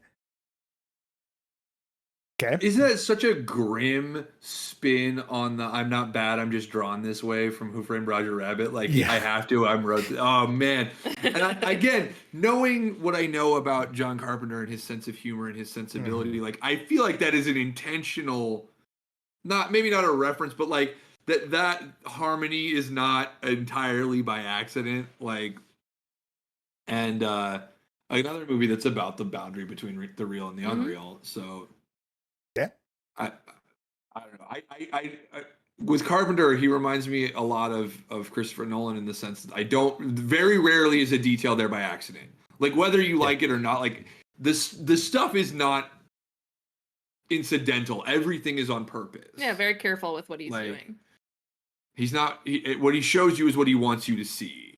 And I always love that about his films. Like, yeah, no, it's all very intentional for sure.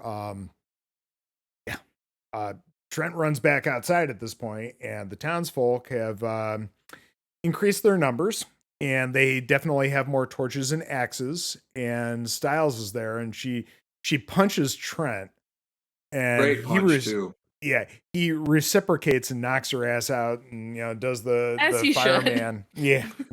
At this point, it just fuck this shit. We're out of here. I'm out. We gotta get out of here. He does the fireman carry with her over to the car, and they get inside, and he's like, "Where the fuck the keys?" And she swallows the damned keys.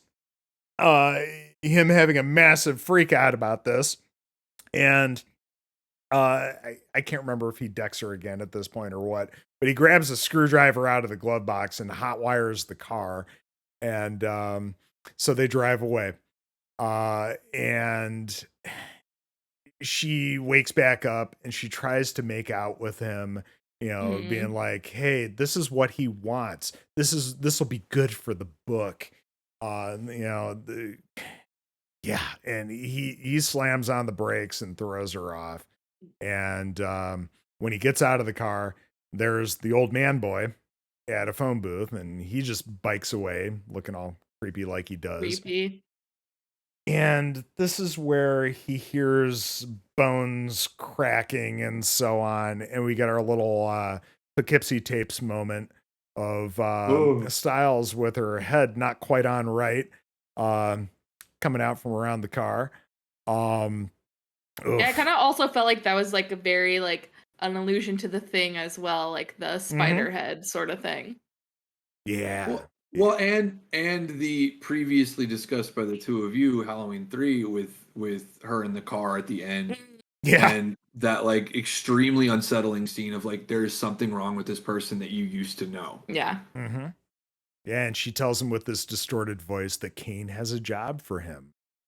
So he hops back in the car and takes off and finds himself back in town again. So he turns around and takes off, only to see Styles and the old man boy on the bike along the road. And, they give him some unsettling smiles. And next thing you know, he's pulling into town again. Love this little, love it and hate it. Yeah, we're just going to repeat this shit until, so he drives off and almost immediately finds himself in town again. He decides this time, I'm just driving through this crowd. And of course they part and there's Styles standing there. So he swerves to avoid her and crashes. And he wakes up in a confessional in the church. Which Scary is place to be. A deeply alarming place to wake up. Yes, absolutely. And he can't get out. And, Kane's in the adjacent booth and essentially says that his writing has achieved something more than religion ever could, because people actually believe in his work. Bold That's claim. what gives it power. Yeah, it's very bold, very bold. Love it. Love that for you, bro. Believe in yourself. You got to do that. You got to don't settle. Don't settle. But there's definitely more to this conversation. But Trent tells him anyway, your books suck. And the flash of light that comes through the screen in the confessional, just almost enraged is interesting there. And Kane just, at this point takes a beat and continues on saying that his work is going to make the world ready for the change. When people begin to lose their ability to know the difference between fantasy and reality, the old ones can begin their journey back. And all of a sudden, Kane's popping into Trent's confessional just out of nowhere. Again, love the trope. And forces him to see, shoving his face into the light. And we, get the little montage thing again with axes and blood flying everywhere. And we just cut to Trent falling on the floor of Kane's writing room as Kane basically wraps things up, right? Yeah, the final piece is in place. Yep, that final page there. And he hands Trent the manuscript as he goes off to join his new publishers, meaning these old ones. Kane suggests that Trent didn't exist before he wrote him. Which is a horrible thing for someone to say to your face. What a horrifying thing to have to face, though. Like, what if you're not real? Yep. What if you're not real? What does that mean? You feel this whole scene, I think I was watching and I was like, oh, Sam Lake definitely really liked this scene. Yeah. Because this is like so Alan Wake. Like every little piece of this scene is like happens in Alan Wake, essentially, where they're like, did you exist before? You're like narrating everything you're doing, and I was like, oh, I love this. I hadn't put that together until this watch that there was definitely some inspiration. Therefore, you are. Mm-hmm. Which is such a terrifying thing to say. Like, and like you're saying in Alan Wake, which is again the same thing about you wrote this thing and something else made it real, right? But like, what's interesting about Alan Wake is that the darkness cannot create. The darkness can only make real what others have created. It doesn't have an imagination of its own. So I love the notion that like perhaps Sutter Kane is just this writer. Maybe he's just a writer and this thing is making what he's writing real. And how scary is that you don't have control over no agency. Yeah. Themes. And at this point, Kane, still needs Trent in a way. So he opens this passageway back to the real world, and Kane, they look over their shoulders, and all of a sudden there's this elaborate kind of sci-fi looking tunnel that was not there before. And it's basically, for Trent to get back to the real world. And Kane tells him to go now because he can't hold them back any longer. And Kane stands in front of the pulsating wooden door and starts to tear his own being open, like ripping through pages of a book, which they clearly are because there's writing on the backside, right? Mm-hmm.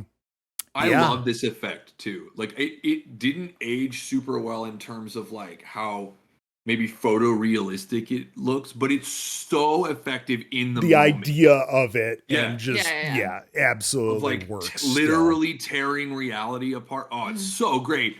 Like the look on his face.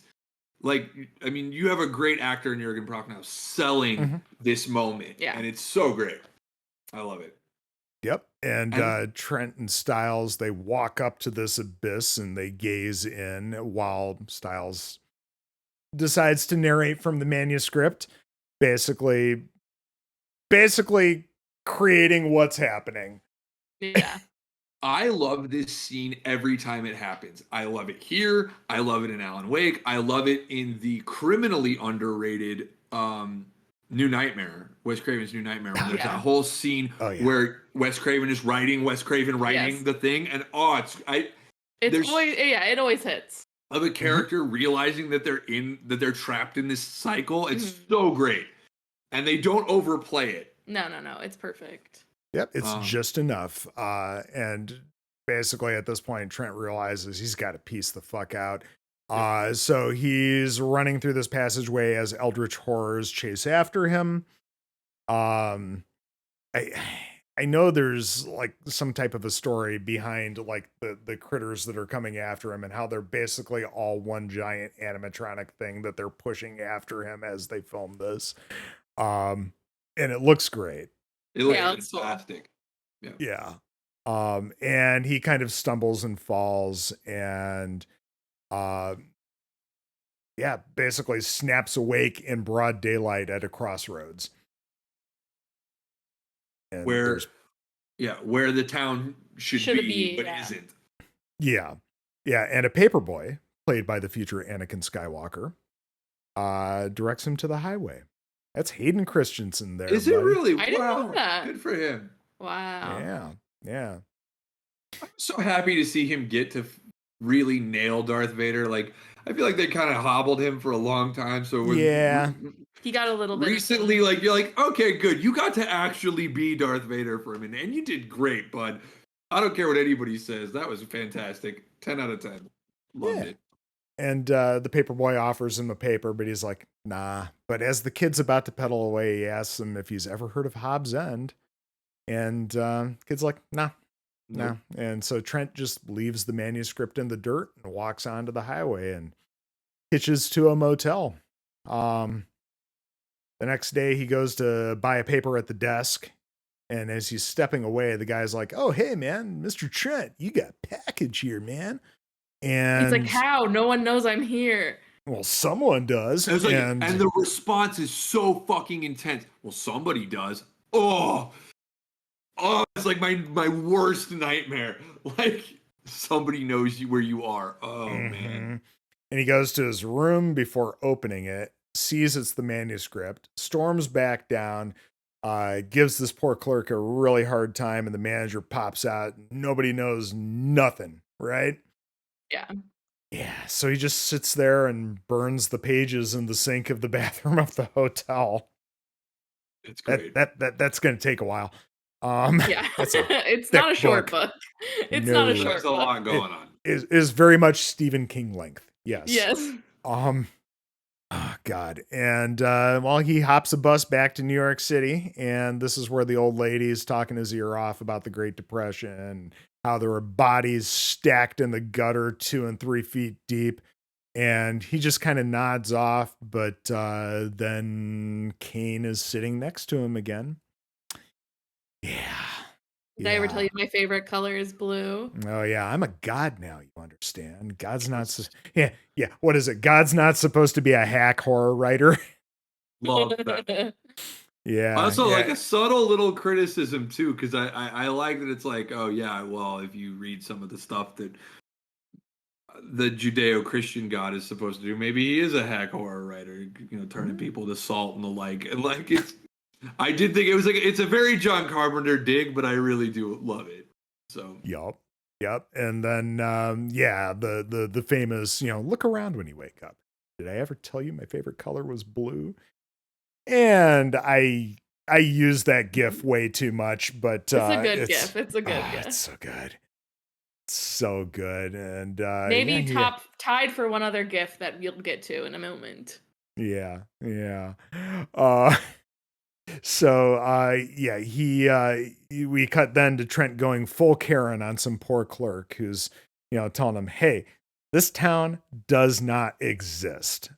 I will say that his hostility is somewhat merited, because she does open that bit of that interaction by being like, are you deaf as well as stupid or something like that? Yeah, she's pretty rough. She might get a little bit of but she did say that he's already asked her like 10 times. Yeah. And as someone that might be an exaggeration on her part, but that's true. Yeah. She probably was exaggerating. I'm just saying, like, I tend to take the clerk's side in almost everything, but like, because I'm a professional clerk, I get yelled at a lot by people over things that have nothing to do with me. But at the same time, like, if I start off with like, are you deaf as well as stupid? I maybe deserve the. Can I need to speak to your supervisor. It's like thing. telling somebody to calm down. Yes. Yeah, exactly. You're like, all right. No. Yeah, but You he might have storms them. out of there. And let's see here. Yeah, he's back in the city, and he's walking along that same path to the alleyway, and he sees the posters for Hobbs End Horror with a little bit of a tear. And he peels it back a little bit, and he sees a face that looks pretty damn familiar. But keeps walking, doesn't see I love this see little anybody in tease the that we alley. don't get to see the full poster until later. Yeah. That alley is empty. But he meets up with Harglow like the next day or whatever to find out that they already got the manuscript from him. Styles never existed, and the book's been a #1 seller for months, and the movie's out the following month. I feel like that reveal is so impactful because, like Xander was saying, like they are kind of playing with time throughout, but like the movie's been relatively linear, right? Like we're losing like an hour, a couple minutes here and there. It's like it's very minimal pieces of time where like a couple things happen. This is like proposing that he has lost like 6 months of his life essentially. Yep. That in between the last time we're seeing him in this, like they were like, you brought this months ago in the last spring, and now it's July. Like 3, 4, 5 months have passed, and you have no concept of that. And so now that's like it's like really ramping up what time am I living in? Like you've completely lost context with the reality and the you fact thought that you had. this character has been completely written out of the story because this person Styles doesn't even never exist. existed. Yep. And that's how dreams work, right? Yeah. Time is completely fluid in dreams. Things speed up and slow down. You have dreams that might feel like they lasted days that really lasted only a few minutes or a few hours, what have you. And like, I think the best horror filmmakers use that dream logic and the dream flow to really mess with your head and to connect with a fear that is not necessarily narrative, that is not necessarily rational. And this does that. And I know I said earlier, but like, if you haven't seen Insidious, you really need to go watch Insidious because it's the perfect distillation of a nightmare made film. And here again, and I love, I keep forgetting Charlton Heston's name. Like I can't quick draw it. Like I have to stop and remember his name. That Charlton Heston is like, what are you talking about? It's already out. It's no big deal. Everything's fine. And he's like so blasé, like does not give a fuck at all. Yeah. He's like, you gave it to us months ago. Why would we think something was wrong? The movie's coming out. Everything's fine. Get out of my office. Yeah. Trying to ask him if he ever reads Sutter Kane. He's like, nah, I don't have the stomach for it. Not for me. I don't like it. Yeah. And isn't there an interesting subtle dig at corporate responsibility? Like you don't give a shit about what you have. Yes. Well, that's what he says. He says in the meeting, he says like, well, even if you think I'm crazy, if there was even a slight chance of this happening, shouldn't we pull all the stuff? And he's like, well, it's too late now. And but he also like doesn't care. He doesn't like. But the danger inherent in what he was doing never factored into his calculus because this sold well, and that's all that matters. He doesn't care about it from an artistic perspective. Like it doesn't matter to him what he's making. He wants his property. He wants to make money off of his property. That's it. Well, and just like it was never about Sutter Kane, it was just about his manuscript. Like they could give less than $2 about. Well, they make the comment about that earlier on. Yeah. If he's dead, okay, we at least want our property. Yeah. And again, I know that I'm making a lot out of this connection, but isn't that also what Jurassic Park is about? It's about people who don't have any moral responsibility, don't take any moral responsibility for this thing that they allegedly control, this thing that they created as a company. They don't want to take any responsibility for how dangerous it is. They just want to profit off of it. Yep. You want to slap it on a fucking lunchbox. Yep. And so they literally don't care. He doesn't care about it as a literary item. He doesn't care about it as a cultural touchstone. He only cares about it insofar as it can turn a profit for him, despite the damage it's clearly doing to the world. And this is why I get so angry sometimes when I talk to people about horror and sci-fi, and they're like, well, they're making everything woke now. I'm like, no, that's the message was always there. Like I don't know. I can't help you. Like, if you don't see it. like, that's not subtle. That's art. That's yeah. Art typically has something to say. Yep. Like, and it's so. It's such an interesting dig at like the complete lack of care taken with what you're putting out into the world. Yeah. Well, and I feel like that's the part that like it ends up breaking him, right? Like he's just like, everything I know, time doesn't exist, people I don't exist. And he's like, I'm just gonna get an axe. Yeah. Yeah. Well, leading up to that, we get this awesome line in some type of a news broadcast. It's either TV or radio, but an outbreak of violent crime among the city's clergy. Which is crazy. So priests are just going axe happy. Is that what's happening? What's going on there? So. Holy crap. I want to see that movie. Yeah. But yeah, this is where Trent stops this dude with bleeding eyes outside of a bookstore, to axe murder him to death in broad daylight. It's, yeah. Hey, do you like the book? Yes, I love it. Oh, well, this should come as no surprise then. Yeah. But isn't that like, again, speaking to this fear that we have of what are the kids like? What are young people doing? The religious and sort of social order being afraid of comic books, of heavy metal, of video games. Like this is going to turn us into this orgy of violence, and then when it happens, it's actually it's not the art itself, but the people who took no responsibility or care for it. Yep. Well, but let's find the shit to blame instead. Yeah, let's just blame the movie. Let's just blame the book. I also like the same full circle, like we've talked about, things that were brought up come back. Like we constantly are coming back to this alleyway, we're coming back to this poster, we're coming back to the idea of this madman with an axe. Like these are things that keep getting repeated, but they keep getting like slightly off kilter as it goes on. Where it's like it keeps getting like deranged. We're like, the same again but weirder, the same again but stranger, the same again but now we're totally mad. Yeah, in all honesty, this movie has a great economy of locations in that there are very few. We just come back to them over and over again. But with a slightly different perspective. Yep. And also, like, I'm not going to this bookstore. Like, this is the second axe-related crime that has taken place at this bookstore in a very short period of time. Like, even if 6 months have passed, like, still... That's 2 axe murders in a year in this bookstore. Like, that's It's a bad track record. Yeah, that is far outside my number of maximum allowable axe murders per bookstore. They just wanted to ask you a question. No. About the new Sutter Kane book. No. I resisted the temptation to use that in my notes, even though it was in my brain the entire time. But I appreciate you. I appreciate you so much.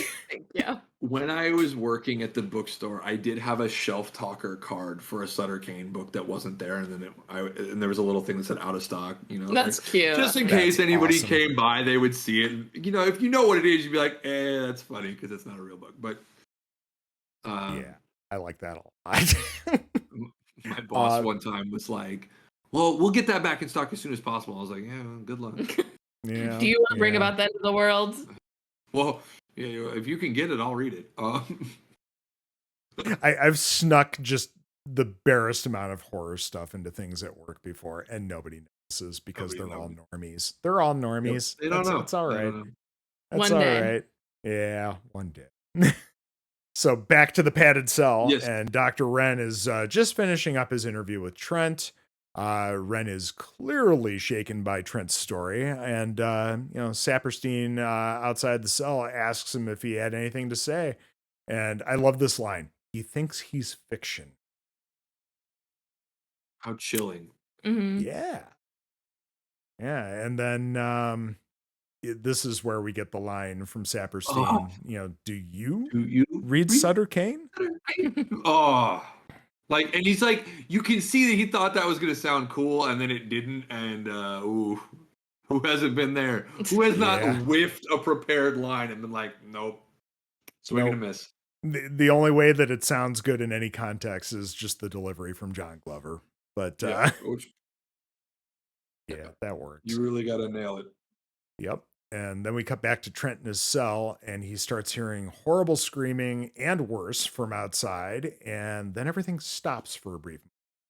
and then something starts violently shaking his door, and he blacks out, and he wakes up, and it's daylight again. This happens to him quite a bit in this film. And the institution is trashed. There's blood and damage everywhere, but he's very much alone until he walks out into the hallway, and then a shadow passes behind him with a fun little musical stinger, right? And yes, you got to have the musical stinger in a John Carpenter film. got to, yeah. Yeah. And he just, walks, through reception and outside the building. And this is where we start hearing a radio broadcast talking about, small pockets of people that are still normal and how if you're still out there, let us shelter in place. And somewhere in 1994, a young Danny Boyle is sitting there writing the beginning of 28 Days Later, being like, this is gold. Like, dude wakes up in a hospital alone. Everything is trashed. There's like a small pocket of people you have to try to get to. I think when you see these films or read books or something that is like so obviously inspired so many people that you like, and I'm not saying that's the only thing. Obviously, there's lots of other things going on with all of these works, but like I can see that you also liked In the Mouth of Madness. Like, right on, man. And it's always cool to see that. Definitely. Yeah, in people you love. So he makes it back to the city, and this is where he finds a theater featuring In the Mouth of Madness, starring John Trent on the marquee. And I love that shot much. It's so good. Yeah. Is there a better ending in any movie than him watching the movie you're watching? Yeah, that's the other. That's the other gift is equal. Both of those are the best gifts. Yeah, it's just of him laughing hysterically, holding the popcorn, watching himself. Yeah, because he grabs the popcorn, and you hear bits of the film, and it's clear as this is cut together, or at least I think that's the intention, that he's sitting there in the theater watching this film on a loop at a certain point. And he just starts losing his fucking mind. And we basically end with just a, goopy monster noise stinger and a resurgence of the theme and get credits. The music comes back just such a good hard as ever. It's great. Brilliant. It's so good. That's such a good movie. It's fucking In the Mouth of Madness, man. It's love it. Yeah, and there's arguably better John Carpenter movies, and on a different day I might think of another one as better, but boy, Dollars to Donuts, I love this movie. You have a hard time beating it. And it's so underrated. There are so many people that don't even know it exists. But it also, I think, is one of those like gems that you get to bring to people, and it is sort of great when you meet somebody who hasn't seen it. You're like, oh my god, that's your mission. Give this to you, like to all the listeners out there. Your mission is to show somebody this. Share movie. Mouth of Madness with a friend that hasn't seen it, and spread the craziness. And it should be a lesson to everybody that look, cosmic horror is not impossible to film. Metafiction is not impossible to do well. Horror comedy is not as difficult as some people make it seem. Like, you can do all of these things. What you need is a really great story, and you need to execute. And I think I get really agitated a lot with like movies that are so busy trying to be high-minded, artistic, like, oh yes, we have very much to say about these important issues, that they don't tell a compelling story. And it has a lot of subtext, but it's also just a great movie. It's just a great monster story. Oh, this fucking rips, man. Yeah. Yeah. It's everybody spread the good news of In the Mouth of Madness, please. Go forth. Please do. It's such a great movie. God. I'm trying to think if I have any other like major thoughts about this film, but we've thrown a lot out there. Yeah. Y'all got anything else to say about this one? I will say, if you like the film and you like the fact that at the end of the film you find out that this has all been sort of metatextual, like this guy has been a character in a story the whole time. There's a truly brilliant book called Night Film by Marisha Pessel that I steal from on a more or less daily basis. And it touches on a lot of similar themes of like forbidden art and the dangers of creation and metatext and metafiction. And I that and House of Leaves are gonna scratch this itch for you if you're looking for more like this. And nice. And you should check them out. Yeah. And The Void. It's nice. The Void's really good. Yeah. Oh God, yeah. Which if you like John Carpenter. I did also say Sam Neill happened to be in 2 pretty good cosmic horror movies, the other being Event Horizon, because also does that very well. A movie so good I cannot believe Paul Anderson was allowed near it. Like I can't believe he did it. It's so good I can't believe you directed it. If I ever met Paul Anderson, that's what I would say. I'd be like, man, Event Horizon is so good, I can't believe you did it. This is going to come off as the most backhanded compliment I could possibly give you, but... Well, here's the thing. I don't care. If I offend him with that, like, he offended me by making me pay dollar bills cash money to see the last Resident Evil movie, so... It's not his fault you went to it. It's your fault. Yeah, I exactly. can't yell at you, so I can yell at him. Blame me. I do. And you will be dealt with... Your punishment must be more severe. No, I think we really covered it. This is a good movie with amazing themes. It has so much going on for it. It's well shot, well acted, amazing. Like I really don't have a negative thing to say about it. I feel like it's just overall a really fun, entertaining, great film. Oh God, yeah. It's one of those films too that can show you that it is possible to do cosmic horror without being absolutely racist piece of shits, with the exception of, unfortunately, having a cast that is super white, except for maybe one character. It's Robbie, I think, is the only person of color in this entire movie, but also this was 94. I understand. This is certainly one that I hope when they do remake it, because they're gonna remake it. I really do hope that somebody takes this and runs with it. Yeah. Because there is some really cool stuff still to be done here. And if I was given a John Carpenter, if somebody's like, you can remake any John Carpenter movie you want, this is the one I would pick, because I think there's still so much in it to do. Well, and you can do a lot of different things with it without not just retreading the same rehashing. Exactly. Well, here's hoping for that Ari Aster's In the Mouth of Madness. Yeah, I would see that. I don't always love Ari Aster, but I would go see that. I want Eggers of the Wit. Like, here's somebody who's gonna just be. You want to see weird? I could do weird. Like, see, I'll take Mike Flanagan's In the Mouth of Madness. Why don't we have our favorite horror directors all make In the Mouth of Madness and see how they turn out? See, Mike Flanagan's In the Mouth of Madness is going to be, basically a 10-part miniseries with, 10-minute long monologues about the nature of reality. And I am here for it. Yeah. And I'm sitting on the couch eating the popcorn, laughing to myself. Just do me a favor and make one thing where it's not like, also everybody has cancer. Or like could you, like, please, he's Mike, you out. Mike, you're bringing me down, man. You're bringing me down. Like, could you, like, I get it. You're upset. I'm upset too. Like, but like, maybe chill out on the kids with cancer thing. Like, look. It's Mike Flanagan's world, and we're just living in it. Yeah, honestly, I don't remember how much that book actually played into the everybody's dying vibe. I really don't remember, because I was probably the age of most of those characters in the time period when I read that. But I was the target audience, absolutely, for Midnight Club. Yeah, I haven't watched it yet, but it's what I'm doing next. I'm watching that next in my list. You'll like it.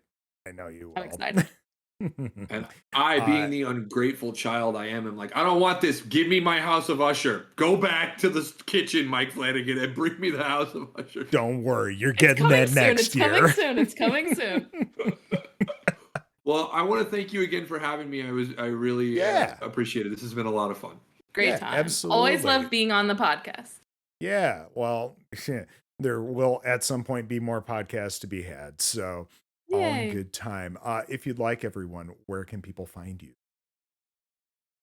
You can find me everywhere on Twitch, Twitter, Instagram, all the good things at Mad Exposure. I made it very easy for you to find me wherever you would like to converse about horror stuff. And at the moment, I don't exist, so you can't find me anywhere. But one day, He's too cool for social media. It was bad for my head. It's just not good for me. Nope. I get into a place where I'm in a loop, and I realized I had stopped creating to create, and I was creating to feed an audience and an algorithm, and it just wasn't for me. So I'll be back with some music for you next year, and we'll come back and we'll talk about that. Sounds like a solid plan. Well, this has been Murders with Mertens, a horror film podcast. Thank you for letting us tickle your ear holes. Please like, share, and subscribe if you are so inclined. I'll be back soon enough with another episode, but until next time, stay spoopy, everyone.